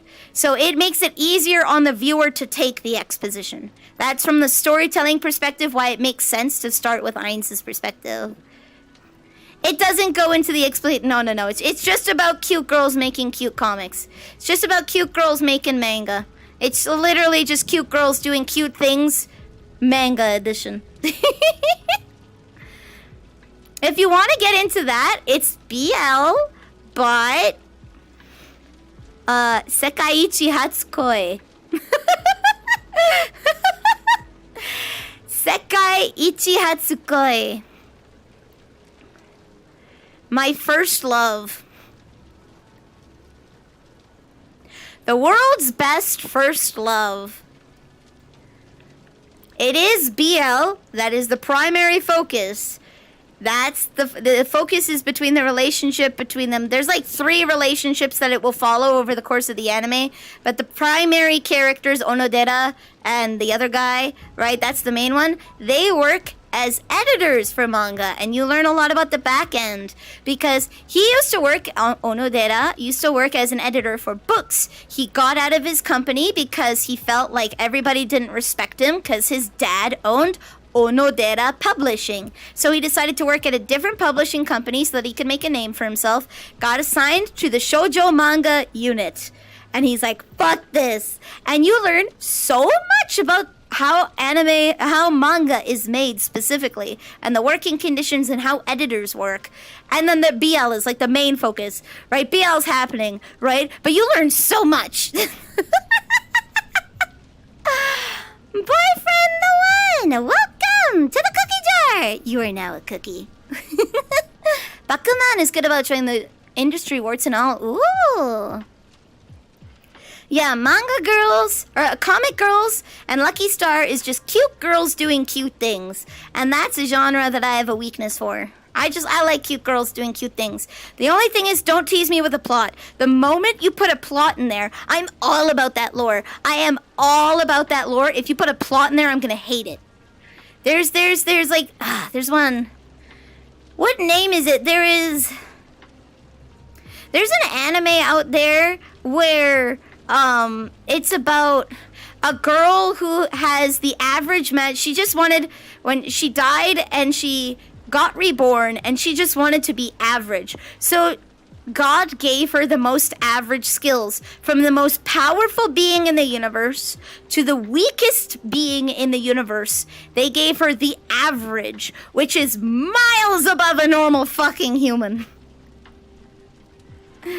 Miles above a fucking human. I came here to draw Bara, not this curly stuff. Yeah, I want it to be average or something like that. I want it to be average. And they tease you with the plot. It's cute girls doing cute things, but they kind of tease you with the plot, and I hate it. So the average girl anime is fantastic. It's fun, but never tease me with plot. Never tease me with plot, because I will grip onto it, and then my enjoyment will be that much less when you don't hold up to the unrealistic expectations that I have for you. What I missed? We're talking about anime. Hello. And there is a FNAF movie soon. I do kind of want to watch it. It's like saying the average human has less than 2 eyes and she got genied.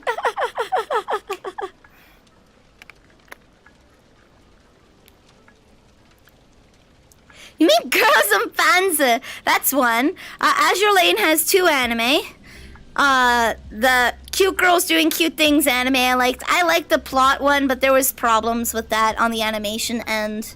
Like, someone basically got blacklisted from the animation community because they're like, oh, this is just a shitty mobile game anime. I don't have to try so hard. And so one of the episodes looked like garbage, and they got trashed on Twitter for it.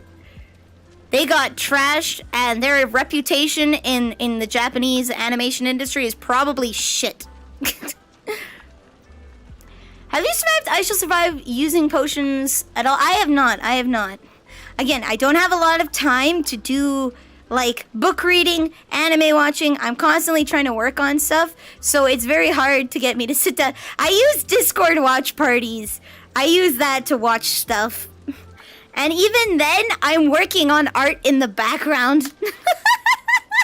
I'm not gonna lie, guys. Every time we've had a Discord watch party, I'm actually working on art while watching. I'm still watching the movie. I'm still chatting. I'm probably working on art in the background because I have a tablet screen. So, multitasking. Haven't watched the anime in years outside Squid Girl and Akame ga Kill. Oh. It's been a hot minute. What's the last anime I watched? Oh, good lord. I don't remember the last anime that I watched. Katarina Season 2, maybe? Katarina Season 2? Or I tried watching a bit of... Oh, God. I don't even remember the name anymore. Oh, God. It's been so long! You've seen bits of I saw Season 1 of Demon Slayer. I haven't seen the rest of it. I've seen Season 1. I haven't seen the movie, and I haven't seen the rest of it. But that's okay, because I know how the manga ends, so I'm Gucci. It's the same mangaka as saving 30,000 gold for retirement. I see. Devil is a Part-Timer? I have seen Devil is a Part-Timer. I thought that was fun. I like the reverse isekai. It's been a hot minute. I use Discord watch parties to like watch stuff now just because I got a lot of shit to do all the time. All the time. Ooh, ooh. I'm gonna have a Patreon ASMR video out by the end of next week, I hope. And then it might take me a little longer, but I'm gonna release Sherlock Holmes. What was it? Not A Study in Scarlet. Scandal in Bohemia. I read that. I'm gonna have to edit it.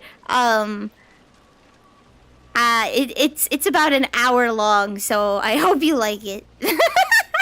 It'll be about an hour long. It took me forever to read, but it's probably only gonna be 45 to 50 minutes, because instead of stopping and restarting the recording, I just did multiple takes in the same recording, so I'm gonna have to edit that down. I'll have to edit that down. Is it me or there's a lot of animes with extremely long names these days? I love that anime. I love that one. It has to do with Japanese characters, okay? One kanji can have either like a half of a word or it could be 5 words. So because of kanji, it doesn't look that long on a Japanese cover, but on an English cover, holy fucking shit. Holy shit, does it look long. So I think kanji's the main reason is that. Reborn as a vending machine. Yeah, so reborn as a vending machine, now I wander the dungeon. Right? It probably is a lot shorter when it's written in kanji, alright?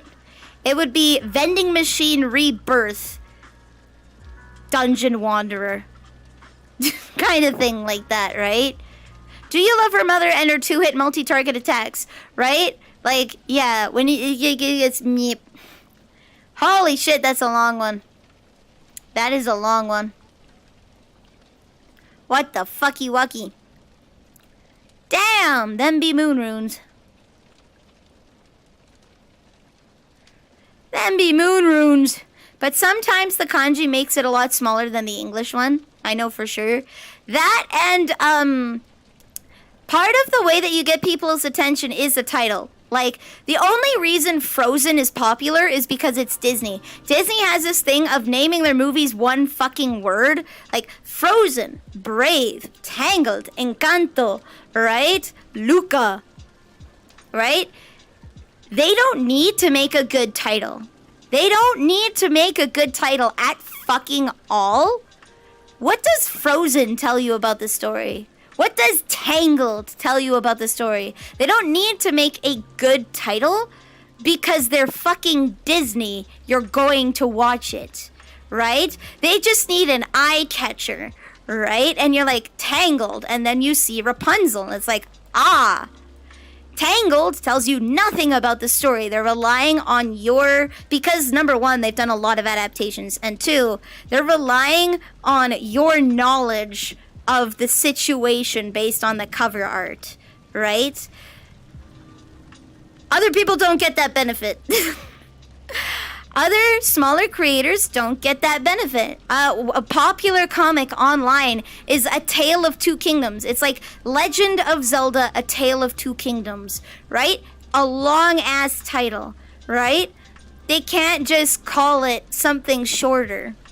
They have to have a little more eye-catching title that tells you a bit more about the show, a bit more about the comic, because they have to compete with an ocean of comics. The Order of the Stick. They have to compete with a bunch of other people. So when you read the title, you need to know what the gist is about. Their descriptions. Yeah, their descriptions. Tangled is better than Frozen? Yes. I'm gonna say Frozen is poorly thought out. Frozen is poorly thought out. Elsa is the villain. But then they made a change to make her not the villain. And when they made that change, they didn't change the story very well. It's kind of a weak story. It's really carried by its music.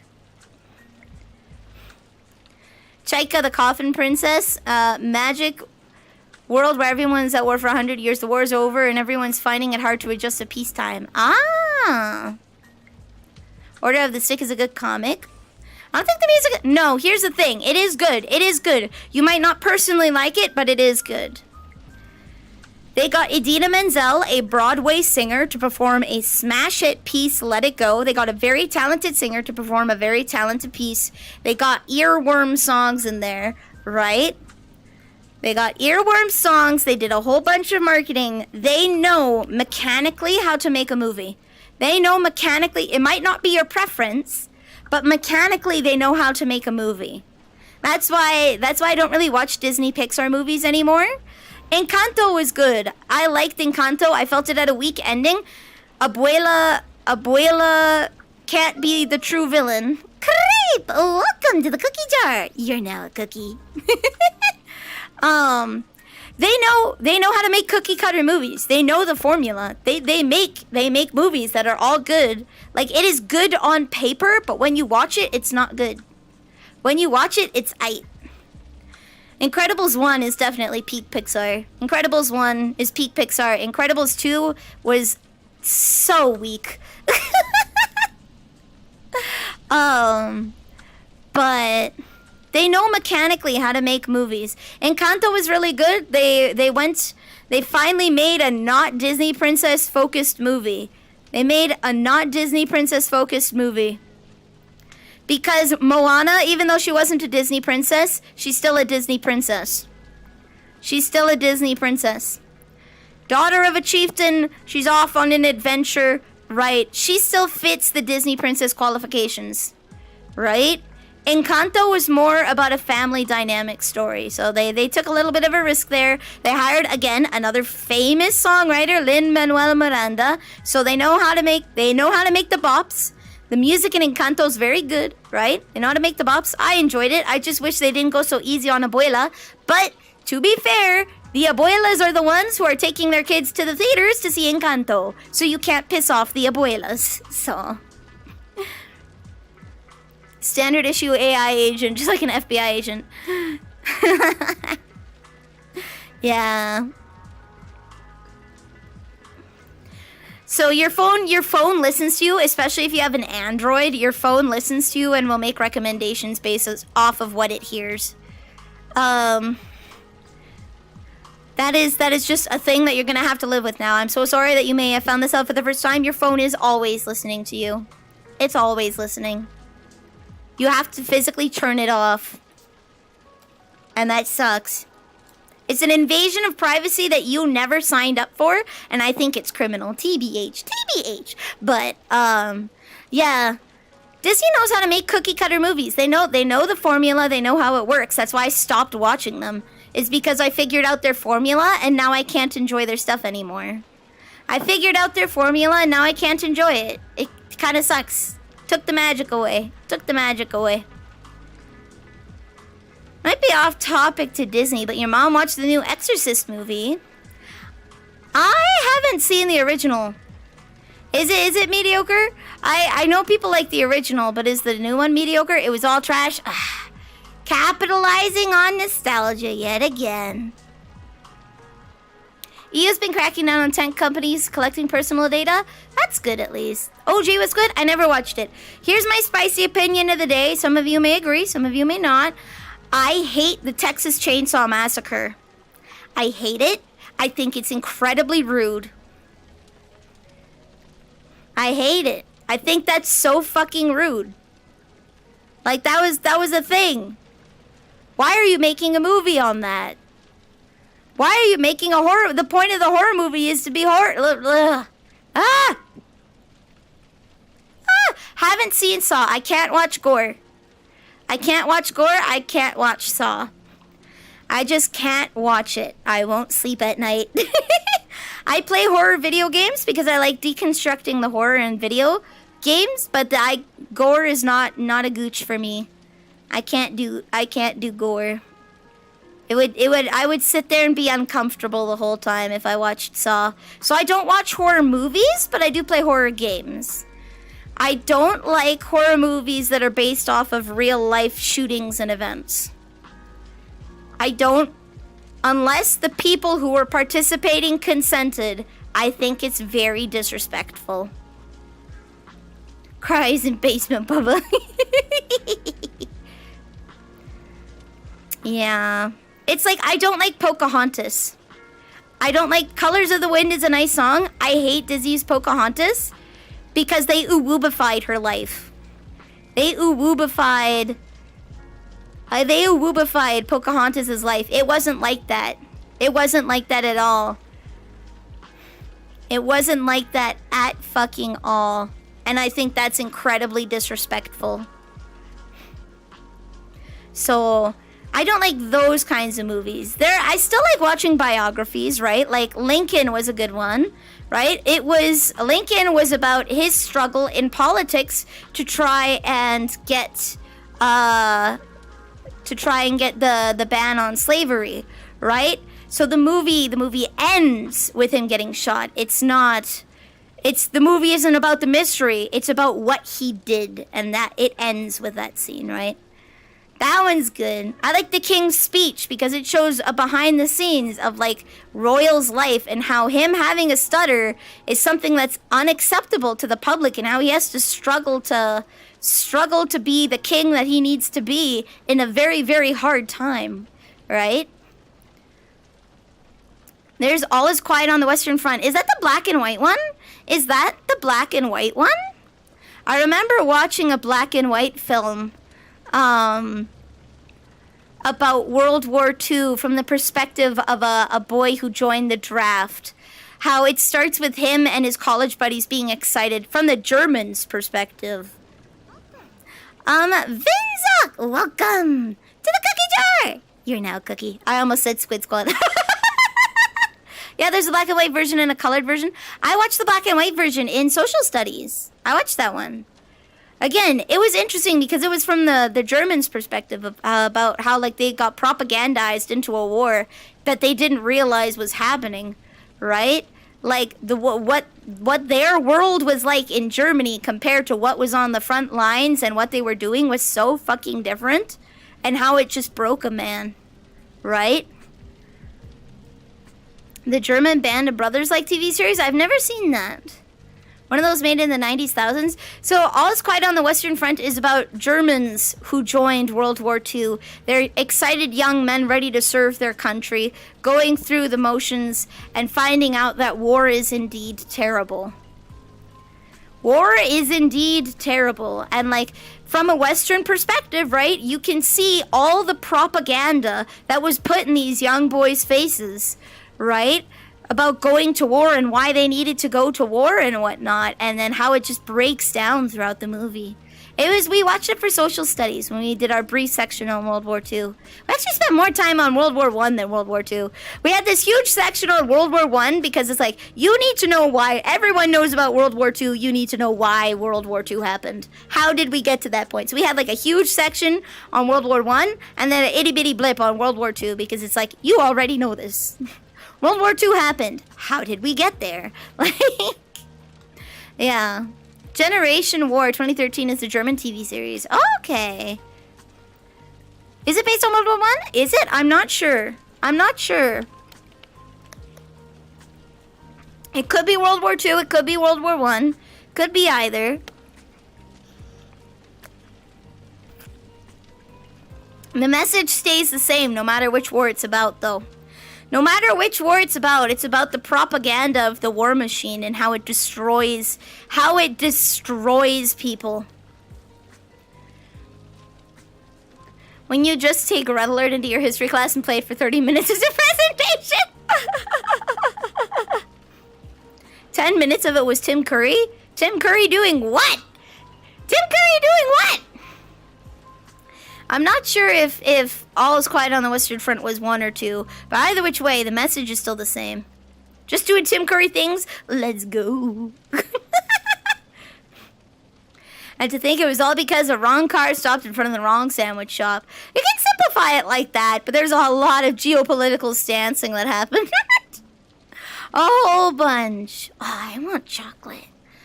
Oh, I want chocolate now. Damn. I was just thinking I'd like some mini eggs. I might buy some. is basically a comedy film with the assassins. Oh no! Oh no!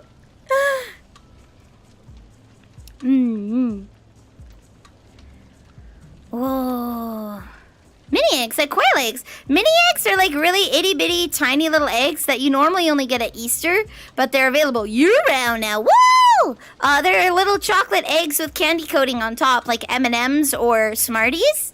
Like M&Ms or Smarties, but they're egg shaped and I like the taste of them. They taste different, obviously, because they're a different product.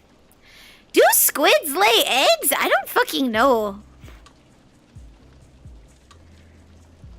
Do squids lay eggs? Also, hi. Jerky! What an intro, Pirate. Hello. Oh, no. Like little chocolate mini eggs. Little chocolate mini eggs. Squids do lay eggs. I figured lots of fish lay eggs. Lots of fish lay eggs, so. Most fish. There's very few mammalian-style births in the water world.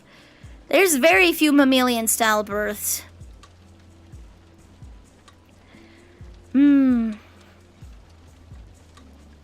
Oh, Sharks give birth. They do. I think dolphins give birth too. I think it's the larger ones that give birth.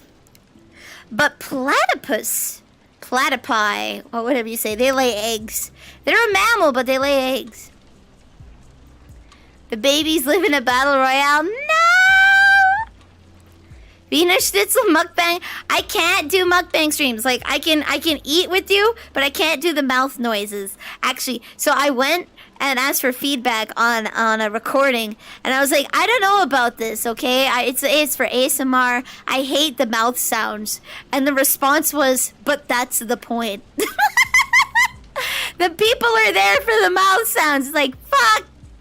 That's the one part I hate about ASMR is the mouth sounds. Just get your pet to do it. Put a camera in front of Percy's bowl and feed her, and then she'll be like.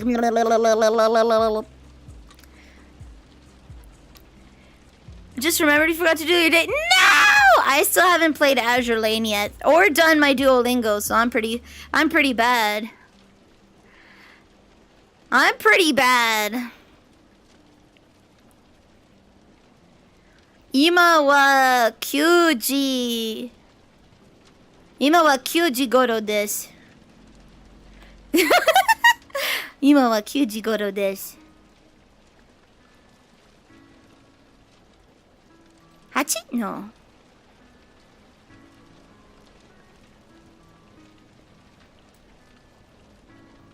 Could always start Genshin or Honkai Star Rail. I have a Genshin. I haven't played through Inazuma, Sumeru, or Fontaine. I stopped in Liyue. I haven't tried Star Rail. I don't know if anyone would even be interested in watching Star Rail. I'm not gonna lie. I only have time for one gacha game in my life, and that's Azure Lane. And that's not really a stream game because it's an auto battler. I don't know if anybody would actually be interested in watching Honkai Star Rail, because that's the only way that I'd play it, is if I did it on stream. That's the only way I'd play it. I still haven't finished Liyue. Sumeru was announced. But... Oh, no, not Sumeru. Inazuma was announced. And you could see the area that was going to lead into Inazuma. It was like the patch before they released Inazuma. That's when I stopped. If it's an auto battler, that sounds like a Zatsudan stream, but hear me out. Why the fuck would I put Azure Lane on? Why would I put Azure Lane on and have that on screen when I could just go into VR chat and talk with you guys? Why would I do that?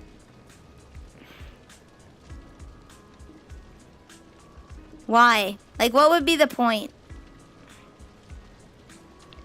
What would be the point of me having Azure Lane on screen?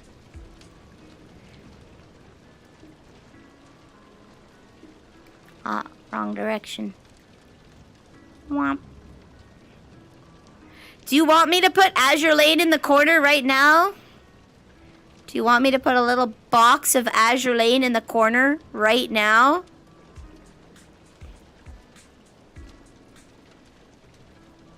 Because I can do it. What are you doing with ship foods? Don't forget the dailies.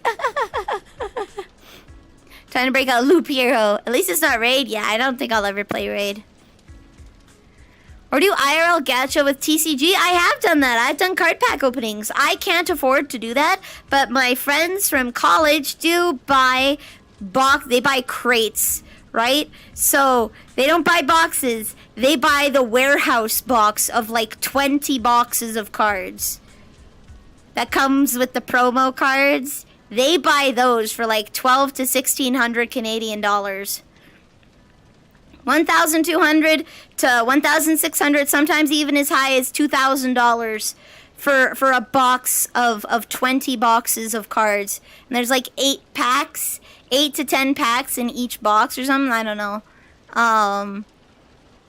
They buy those, and then when they get those, they give them to me to open on stream. So I've opened Reincarnated as a Slime, and I've opened Ruby on stream. So. Are we gonna see how big of an admiral you are? No, I missed a couple from events because I was exhausted. I was doing so much work. I missed and didn't have money to put into gacha. So I'm not as big of an admiral as I am right now. They're smuggling maple money via the cardboard crack route. Yeah. I don't pay for it. I open the boxes on stream, they watch, and then I give them the cards back. I just get to do the nice little gacha pulls. HoloLive? Did I do HoloLive on stream? I don't remember. Did I do I don't think I did HoloLive on stream. I opened HoloLive. I pulled a $3,000 Suisse. I didn't do it on stream, no. I think I did maybe a little bit of it. I don't think I did the full thing. Off of stream, pulled the biggest value card in the whole fucking pack. Both Suisses. Did I get? No, I'm pretty sure I didn't get the big fucking boy. There were two Suisses. One of them, there's two. There's not one. There are two signed Suisses. Okay, one of them is worth like $600. The other one is like $3,000. I think I got the $600 one on stream. I think I got the $600 one. I know, I remember pulling it, but I'm pretty sure I was sitting at my kitchen table with my friend from college when the $6,000 one was pulled on stream. Or not $6,000, the $3,000 one was pulled on stream. I'm pretty sure I was sitting at the kitchen table pulling the other half when we got the big value card. I'm pretty sure I pulled the lesser value card on stream. But it's been so long I don't remember anymore. It's been so long I don't remember anymore. Speaking of dailies. Strategic search. Continue. No. 200. Confirm. Hold on, wait. Hold the fuck up.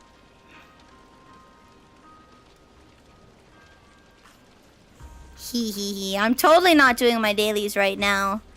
Totally not. Here we go. Setty and forgetty, baby. Setty and forgetty. He's considered selling it near the concert that'll be happening at... Oh, nice! I remember that someone was trying to buy the card on stream, and I was like, I can't. These aren't my cards to sell. These aren't my cards to sell, my dude. I can't. 5K Suisse off stream, 600 Suisse on. Yeah, that's what it was. The 5K Suisse was off stream because I was too tired to pull all the boxes. I am in my friend group known as the Gotcha Goddess. So when they get cards, they invite me to come and pull them because I bless them with big money and the cards that they want. I am the Gotcha Goddess. I will bring good luck to your pulls. Now I need to get like a nice Greek style goddess outfit and be like, it is I, the gacha goddess. That's why I say gacha gacha go, okay? That's my lucky word. When I pull for gacha, I'm like, gacha gacha go! Everyone has their own little thing. Everyone has their own little thing, but that's mine. Yeah, I use all of my life luck on other people's gacha pulls. I am dying, IRL. But man, can I pull you? Man, can I pull you the ship foods that you want? I can get your high value cards. Man. Holy shit. I remember I have a friend, Nanase Kane, who is a Suisei gachikoi. Like, he loves Suisei. And I immediately, as soon as got the 5K, immediately took a picture and sent it. It was like, I just pulled this. He's like, why? Why? Do you get commissions on rare pulls? Nah, they just bring me McDonald's. They bring me McDonald's so that I can munch on something, and then we do the pulls. I bless the box, and then we do the pulls. That's my go-to. Oh, cheap commission, amazing, right? All of my friends I do like really cheap stuff for. Like the emo healer. I did his emotes for free for portfolio. The emo healer is a friend who's been streaming before I was streaming. He's in Ascension Academy. He's in Neon Divide.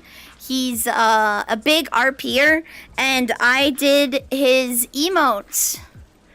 I did his 1.0 and 2.0 emotes for portfolio, so that I could have something to show off, so that people would commission me. So he paid me in McDonald's. He paid me. He got over $200 worth, $200 to $300 worth of emotes for 10-15. Excuse me. He is Barian. He is the teacher Barian in Ascension Academy, the blonde elf.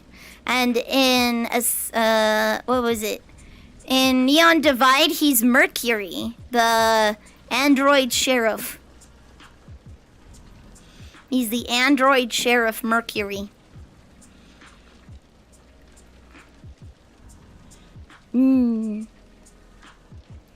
Oh, I'm gonna need to do some more ring fit. I can't. Here's a problem. Here's a problem, guys. Okay, look at this. Look at this. Let me get back enough that you can see. Okay, this is how far I can bend down right now because of back pain.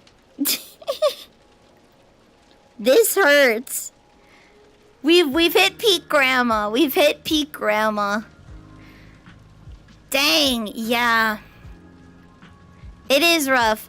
I think I might book a week off in November. I might request like 4 days off in a row so that I can rest, because November's going to be a quiet period. November's going to be a quiet period before it ramps up in December for all of like Christmas stuff. So I think I might have a chance of getting 4-ish days off in a row for me to rest and do some more physio to try and get shit up. But yeah, I'm not gonna be able to get any time off before that because Halloween's coming up. So everyone's gonna want to get their candy. They're gonna want to get their party stuff. Yeah. So I have to look into and maybe talk to my supervisor and ask what's a good week to look at the book off sheet, find a week where there's not a lot of people with requests off, and then be like, this is for physio. This is for physio. I'm taking time off. I'm doing physio so I can heal. Because like I can stand now for 4 to 5 hours, but I can't bend over, and that's a problem. That's a problem. No, I'm short enough I don't have to really bend over to reach anything. But like if someone drops something and I go to like grab it, I can't bend over anymore. I have to like do this squat and pick it up. I have to keep my back upright. I have to keep my back upright. Ooh, so yeah, we're gonna get real good at Slav squat hours. How's it going? We're just gonna get real good at this. Squatting for days. I finally added jiggle physics on my outfits, but do you guys want to see? Do you guys want to see? Do you guys want to see how fucked up? Do you want to see how fucked up my model is? Because of a texture problem. Do you want to see? Do you want to see? I finally got... I'll tease you guys with the model that I was gonna wear. I'll see if I can get it figured out for tomorrow. I'll see if I can get it figured out for tomorrow.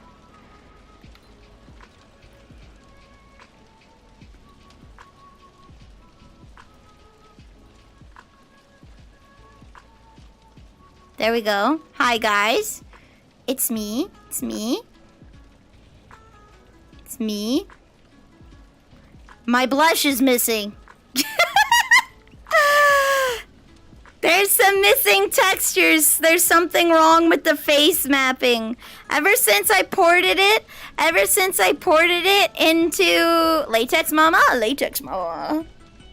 Ow. Okay, fuck. I'm not doing that again.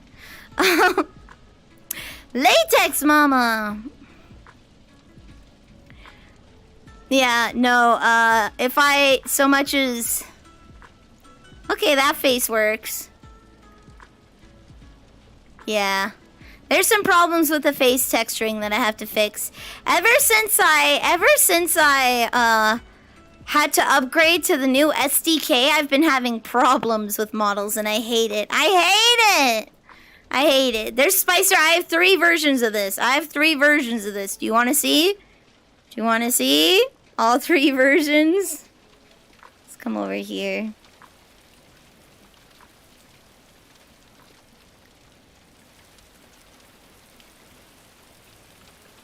Okay. Oh god. Hold on. I'm as far back as I can go. I need to be... Woo!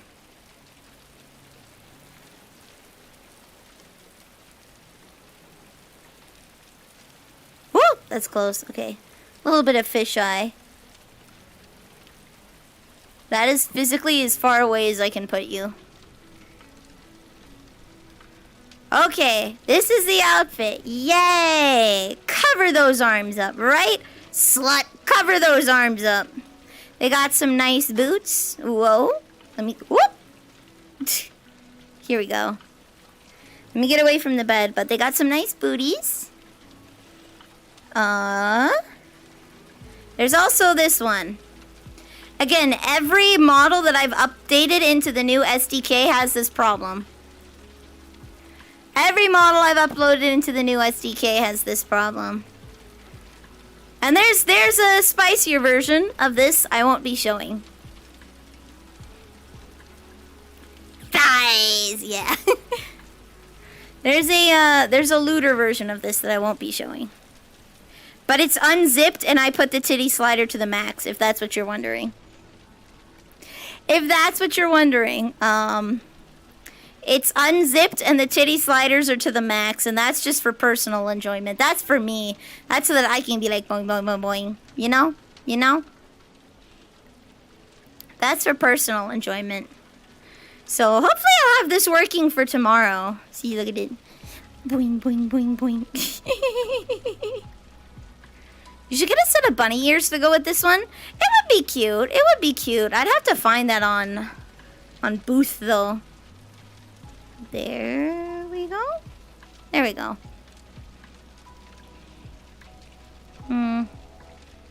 No, this looks really sussy. There we go. I'm gonna go back to the regular one though, because all of my outfits that I've imported into the new SDK have this problem, and I am sad. So the only ones that haven't updated was the blue and the shiny succubus maid. So that's why we're blue today. That's why we're blue. Dabba-dee-dabba-die. Dabba-dee-dabba-die. So yeah, the face texture's fucked up. So Let me just find a face. You see the blush? That's what's missing. There's a missing texture for the blush. I'm not sure what it is. I might have to change it from like opaque to cutout, or I don't fucking know. I'm gonna have to mess around with it a bit and update all of my models. I have to update all of the models, which sucks. So that's why I was a little late this stream, was because I was gonna be pink. I was gonna be in this outfit, but in pink. And yeah, the texturing wasn't working. I tried a quick fix and it didn't work. So I'm gonna figure that out after stream, and hopefully for tomorrow, I'll be ready. Tomorrow at 8 p.m. PT or 11 p.m. ET or 3 a.m. Greenwich Mean Time. If you need to do some fast maths, I'm gonna be playing The Devouring in VR chat with some friends. So we're gonna be playing a horror game. That'll be so fun. The only problem is there's a platforming section that might be hard in VR. It's easy on desktop, but hard in VR. So I played it once, like 2 or 3 years ago on desktop version, but I've never played it in VR, and I really wanted to for the spooky season. See in the map, yeah, it's ripped. The part that is platforming is ripped straight from Amnesia. It's ripped from The Dark Descent, almost exactly. Like, well, I was playing Amnesia The Dark Descent for the first time, and I was like, why do I know this? The platforming was so easy. I knew what to do, and it's like, I've never played this game in my life. Why do I know what I'm doing? Why do I know this? Why does this feel so familiar? They ripped it. They ripped it. To be fair, it's a free game in VR chat, so no complaining. No complaining, okay? I need to ask. I'm wanting to do some more ASMR. I think I'm going to do ASMR live streams on YouTube so that they can be archived a bit better. But I need to get some tips on live ASMR. I am not good at it. At fucking all.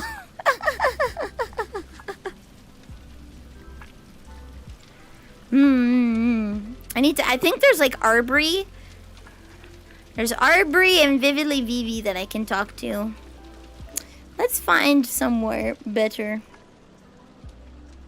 There we go. This is comfy. This is comfy. You guys are really close. Maybe I should back up. Do you want me to be nice and close? Oh, that's the bed. Do you want me to be nice and close up in your face? Hello? Hello?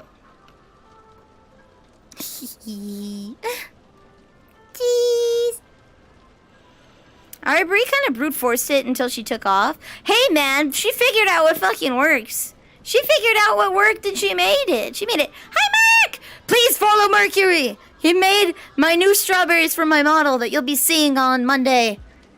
He made the new strawberries. I've put it on my model. Oh my god, is it so much more optimized. Holy shit. It took a little bit of dangling, but I got them on the model, and oh my fucking god. I didn't realize how poorly optimized the strawberries were. Hi, Merc. My god. New strawberries are good berries, though. ASMR pastry, which teaches you how to make a fried squid. I want fried squid now. 1%, less than 1%. What do you call them? Trigons? They're triangles or whatever, right? There were like 300 triangles, 300-ish. We'll call them. I don't know what they're actually called, but we'll call them that. Polygons or whatever. In Mercury strawberries, an actual low poly strawberry. Thank you very much. Tries. Okay, tries. 300 tries. There were 300,000 tries in the strawberries in my hair. 300,000. What the fuck? What the fuck? Low poly my ass! Ah! Low poly my ass. Weaponized strawberries. Weaponized strawberries. Like, holy shit. Holy shit. It's, oh my god. Oh my god. Can't believe it. Low poly may be a brand name. It may be.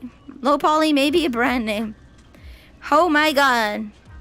Oh my fucking god. Oh well. I have new strawberries and they're cute as fuck, so. Can I tell you guys a secret? Can I tell you guys a secret? I've only had pizza pops to eat. I woke up at 4 p.m. today. I was up till 5 a.m. cleaning because I was afraid that Mom and Neil would come home and yell at me. Because I've left the house in, shall we say, a bit of a fucking mess. So I was cleaning dishes. And I fell asleep. And I woke up really fucking late. Pizza Pops! Yeah! Pizza Pops! They're like itty bitty calzones. They're just, yeah. It's a pizza pop. Go eat. I will after stream. I have some creamy bacon carbonara I can make, so. My old strawberries had as many polys as Tubi's butt. Let's go. Why does my back not work? Also, I've only eaten pizza pops today. I just got up. I just got up like 4 hours ago. I just got up 4 hours ago. Give me a break. Give me a break. It's expected that I haven't eaten that much, okay? That's perfectly normal. That I've only had one meal today. I just didn't really... See, the problem that I've started eating again is now I'm hungry. That's the problem. I constantly find myself hungry now, and I kind of regret it.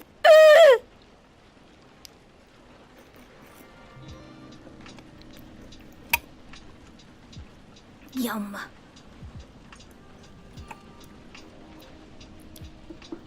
There we go. Put that out of danger's way. Yeah, I don't know. Ever since... I don't know. I guess I haven't been eating very much lately. I've been too busy to eat. I've been too busy to eat, so I stopped eating for a while, and then I got hungry. I ate, and then I got so fucking hungry it hurt. And now it just... I'm hungry all the time now, and it sucks. I got shit to do. I don't got time to cook. Rice isn't cutting it anymore, kids. Rice isn't cutting it anymore. But I'm gonna go for hot pot tomorrow, okay? I'm gonna go for hot pot. I'm gonna eat soup. I'm gonna eat good food. I'm gonna eat good food. I just think hot pot will be closed if I try to go there tonight. And then I'll have to pay a whole lot of money for not a lot of food for me to eat, because they have buffet at night. They have buffet at night, and I can't eat that much.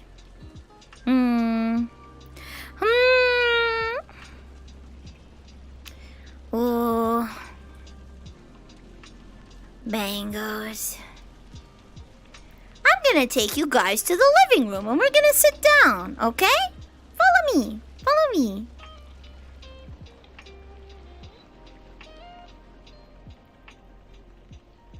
Here we go. Okay. We're gonna sit on the couch inside today. Oh, I might be a little too close. Ah! Good Lord, stop. I'll sit when I want to sit. I'm gonna sit inside today.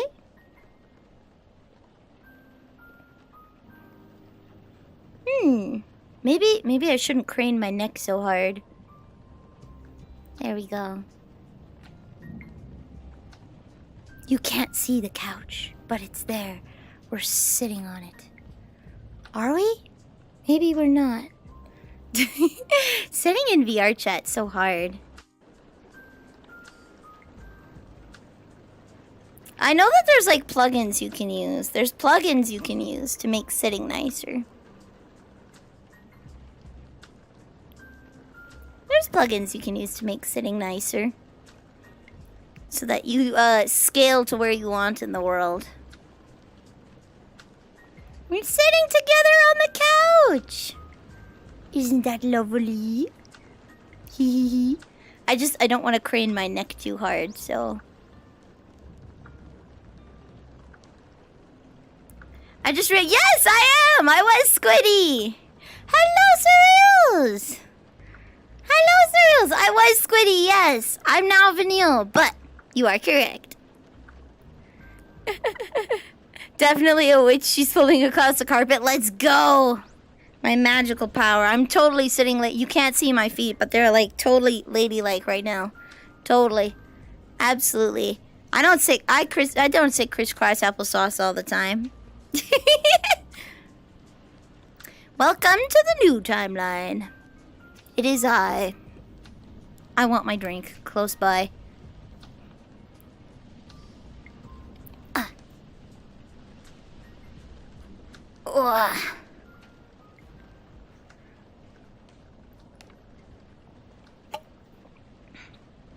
It's been a while. Oh, well, welcome back. Welcome. I'm glad my voice is distinct enough. I'm glad my voice is distinct enough that you knew who I was.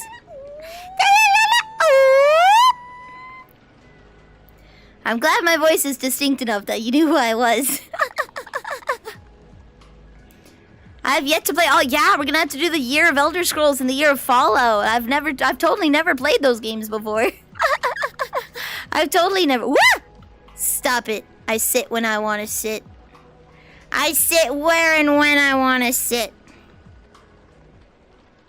There we go. I sit where and how and when I want to sit. Stop! Wow! This is the problem with seats, guys. This is the problem with seats. I am a bouncy witch. I am.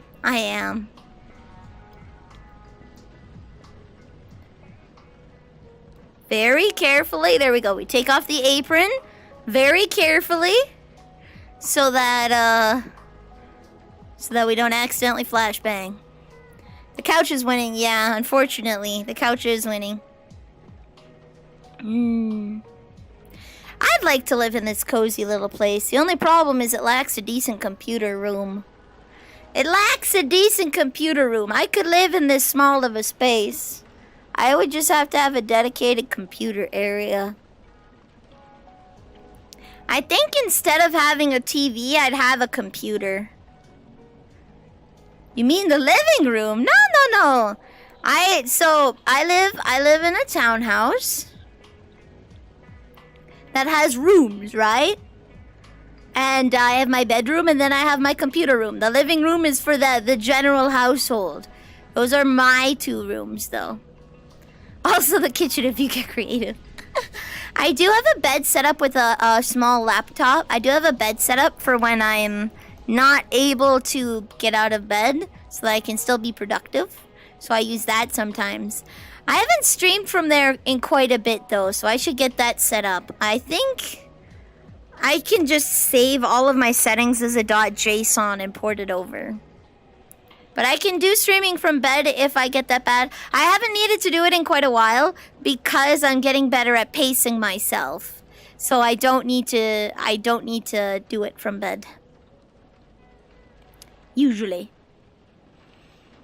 When am I gonna play Payday? I don't know. I'm really into randomizers right now. Like, I really just want to play Ocarina of Time randomizer. And Majora's Mask. Like, playing the randomizer makes me want to play the base game, and then playing the base game makes me want to play the randomizer. You know? Like, I want to play the randomizer, and then I want to go and play it, like, again, just normally, and see what all I wrote. What? Fucking hell, mate. See what all I remember. I want to see what all I remember. Because there's, like, so many hidden grottos that you have to find, right? How about I do this? Haha, now it won't touch that. I'm gonna let you guys in on a little secret, okay? I have a streaming toque. I have a little toque that I wear to keep my hair in place so that it doesn't block my tracker and so that it doesn't, the fucking headset doesn't press into my forehead like a bitch. I wear a toque when I'm in VR chat. So that it doesn't hurt my face. Because I'm a baby. Halo CE into the cursed Halo is going to be half a trip. I'm probably going to play Halo solo. I know there's a lot of people who probably want to play Halo with me.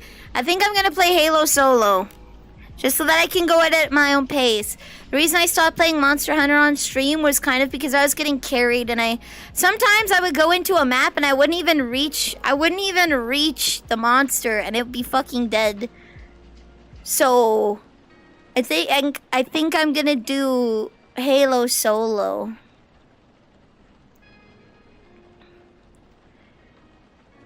You gotta play randomizer of both OoT and ML. Yeah, I gotta do it combined now. Where I don't know where the doors fucking go to. Door sanity. Door sanity.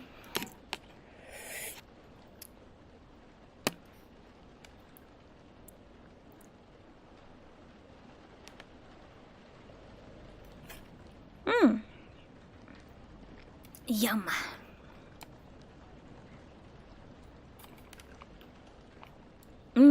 I can't read now. Oh no! You set up a weapon set for the purpose of matching hosts? Aw. Yeah, no, I've had that with Monster Hunter. I have a friend that played Resident Evil 5, I think it was, and they didn't even get to fight Wesker. You know the big old boulder punching scene? They never actually got to see it because Wesker was killed so fast. They never got to see the boulder punching scene. They just kind of got dragged through the game. They didn't actually get to play it. So I'm kind of nervous about playing games with people. The times I have, there's been a lot of technical difficulties. So I'm probably going to play solo. Just because every time you have a technical difficulty, you have to stop everything and fix it and troubleshoot. And it's like, ah! And then you feel bad because, like, I think it was Paladin lost some Steam achievements. Paladin lost some achievements because he accidentally noped out and, what do you call it, disconnected. And it fucked up his run through of the game that we were co-oping together, and that feels bad, man. I can't read shit. What's happening? Oh no. Everything's blurry.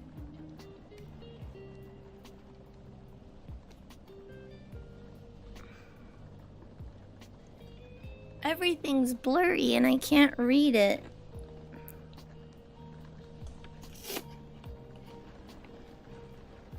There we go.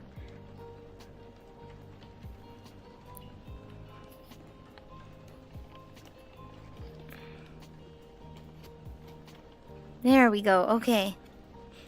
Alright, now I can read. It was really blurry for a second. Yeah, I'm probably not gonna do lasso.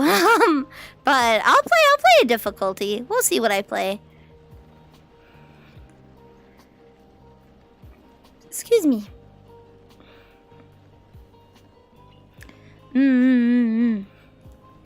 So, carrying someone in Monster Hunter is bad for them. Half of the point of MH is learning the monster's attacks and stuff. And to do that, you have to fight them and observe them. Yeah! So, that's okay though. That's okay though. There's some games that are fun for stream, and then there's some games that are just gonna be fun for alone, you know? I'd have to get a regular crew. I'd have to get a regular crew of, like, people that are at the same level as me to go through, I think, if I did it again.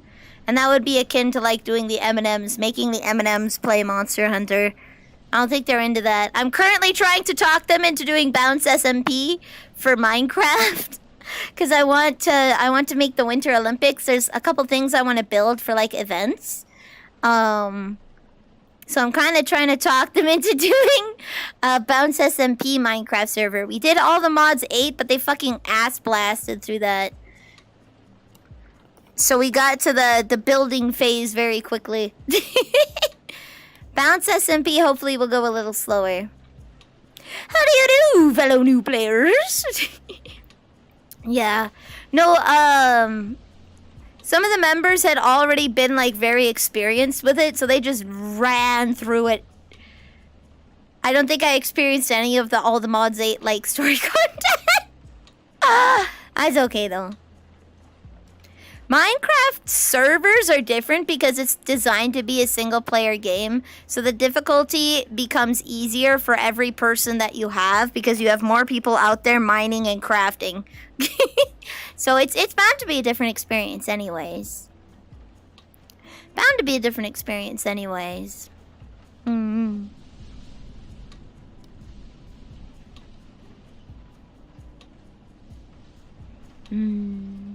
I'm excited for next week, though. I have a surprise. I have a surprise for next week. I hit one of my New Year's goals. Woo! I hit a New Year's goal, guys. I'm so excited for next week. I'm so excited for next week. Yeah! I can't wait. I can't wait. I can't wait. I won't say anything, but I can't wait. Yeah! A goal, eh? Yeah, I had goals. Let me see if I can find it. It's on my desktop. Image.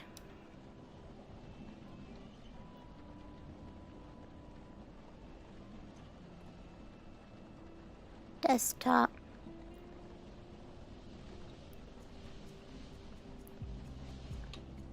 Here we go. These were my New Year's goals. Learn how to do a live 2D animation. I am now a live 2D emote animator. I met a new person. I am focusing on art. I ended up going the chibi route rather than anime women. Be the one to ask for a collab. Make an ASMR video that's 30 minutes long. That's still in the works. I re-debuted as Vanille and more casual song covers. That one I'm working on. There's a lot that goes into song covers, you know? I finally got Melodyne, so I'm going to be doing like casual karaoke style covers rather than cover covers. So, woo! Those are my goals. Take a sip. Okay, I'm not stretching though. I'm sitting down. I'm resting. I'm so sorry. You can refund yourself that one. I'm sitting down now. I've been standing for 2.5 hours.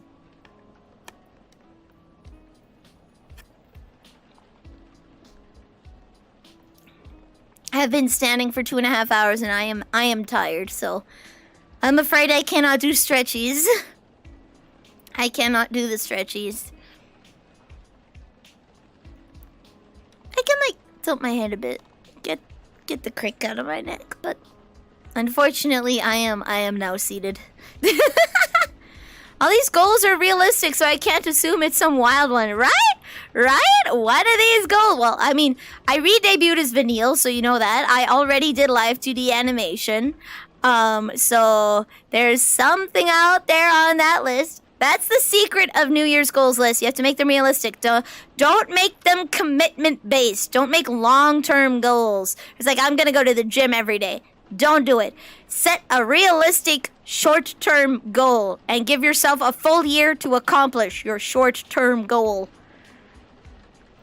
Learning live 2D, I didn't even have to be good at it. I just had to learn how to use the fucking program, and I know how to use the program. So who's the 2 new people you've met?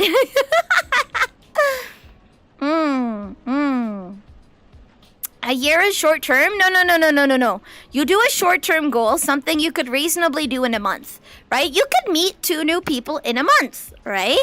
But you give yourself the whole year to do those goals. That's the New Year's resolution guide. That's a New Year's resolution guide, right? You can pick up Live 2D, basic Live 2D in a month, right? You won't be good at it, but you'll understand how the program works, right?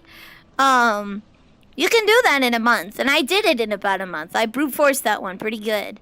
But you give yourself the whole year to do it because people tend to make long-term goals. Like, I want to hit X pounds. I want to go to the gym X times a week, right? Like, they do long-term goals. And then when they can't live up to those long-term goals because life gets in the way, they get depressed. So you do short-term goals and give yourself a long-term to do them so that you can meet them.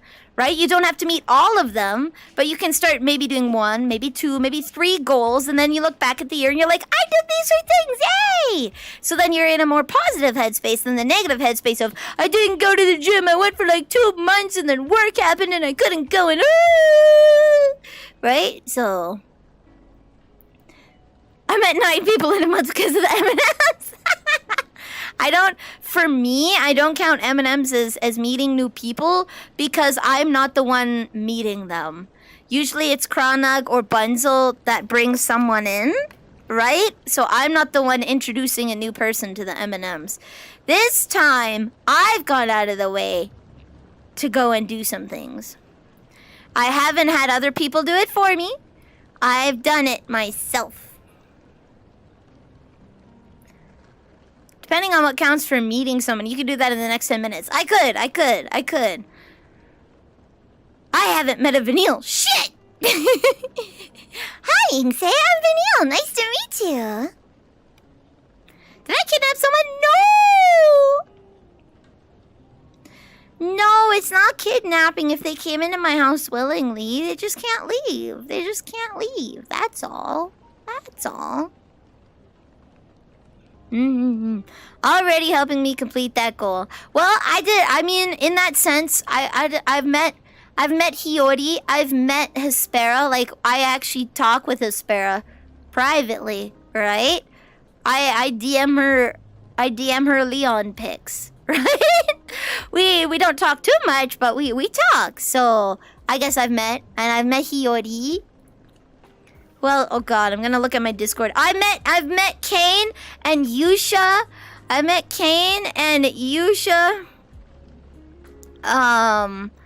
And Eggy and Freya and Kenji and Kazioni. So I've met a lot of new people actually. That one was a real big one. You've met Hiyori. Does Rebrown count as another person? Well, I call her Hiyori because that's what she is now, but I met Sasha. I met Sasha. I don't know how, like, at the beginning of the year, I didn't know Sasha very well, and I know Sasha a lot better now, so I would say that I've met her, right? Like, I've DM'd people, but, like, when I meet someone, right, I speak with them and I get to know them a little bit. It's not just a hi, and then 6 months later, I met that person. Little bit of a higher bar for that. That only happened at the beginning of the year. I knew of Hiyori and I watched some of her streams. Yeah, no, I've known of Hiyori longer, but I didn't really start reaching out and like actually talking to people until this year because I made it a goal. I scroll up in our DMs. Like, I didn't actually talk with her for a very long time. I just kind of hung out. Oh, we've spoken quite a bit.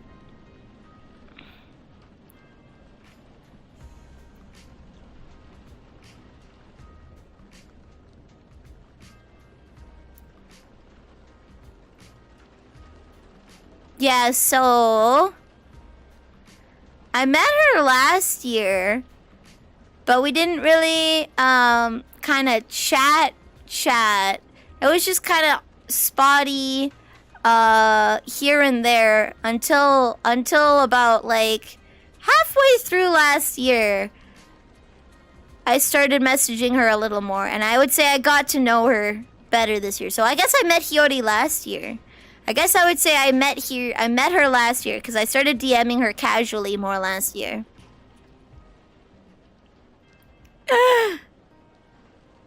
I don't know what a Reaver is. Is a StarCraft unit that looks like a caterpillar that shoot orbs that explode? Okay. I don't know what they are, so I can't DM them to her.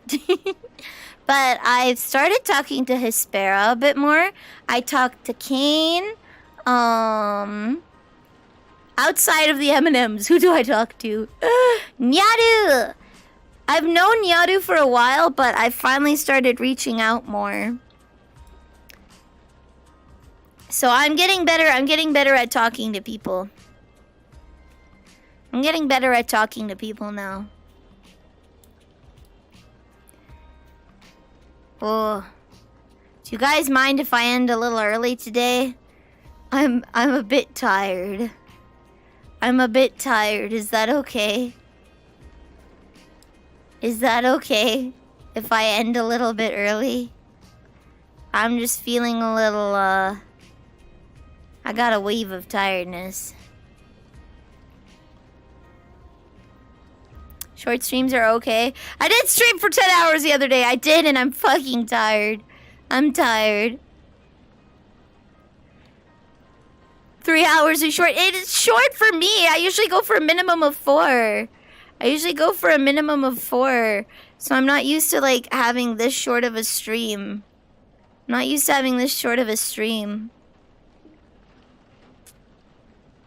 Normal stream for other people, short for me. I just got a wave of tiredness that hit me, and I think I need to rest a little bit. If that's okay. Let me get this out of the way so I don't kick it over. Ugh! Whoop! Sorry. Oh Lord, there we go. Sorry about that. Where am I? Here am I. Okay. There we go. Get some rest. I will. I'm not going to sleep just yet, but I'm gonna rest.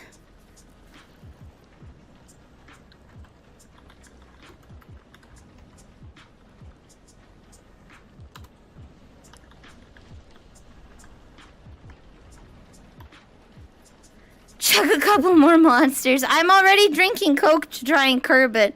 I need to eat. That's for certain. I need to eat. And, good night, thank you! We're gonna say hi to Aspera. She's playing a game. Chibutable. She's playing Chibutable. And I'm gonna rest. I'm gonna try and fix the models. I don't know. I'll make some food. I'll make something to eat. Maybe that might be why I'm really tired. But my criteria is a little higher. It is. The reason my criteria is a little higher now is because I'm trying to break out of my shell. I've made a New Year's goal of breaking out of my shell and becoming more sociable. So I have raised my criteria for meeting people. I've raised it. It used to be just saying hi, but now I have to actually be talking on an infrequent basis with someone now to know someone. That's when I say I've met someone. I talk on an infrequent basis. Wait, no, it's all right. You guys have a good night, okay? Have a good night. Say hi from Millie. Bye.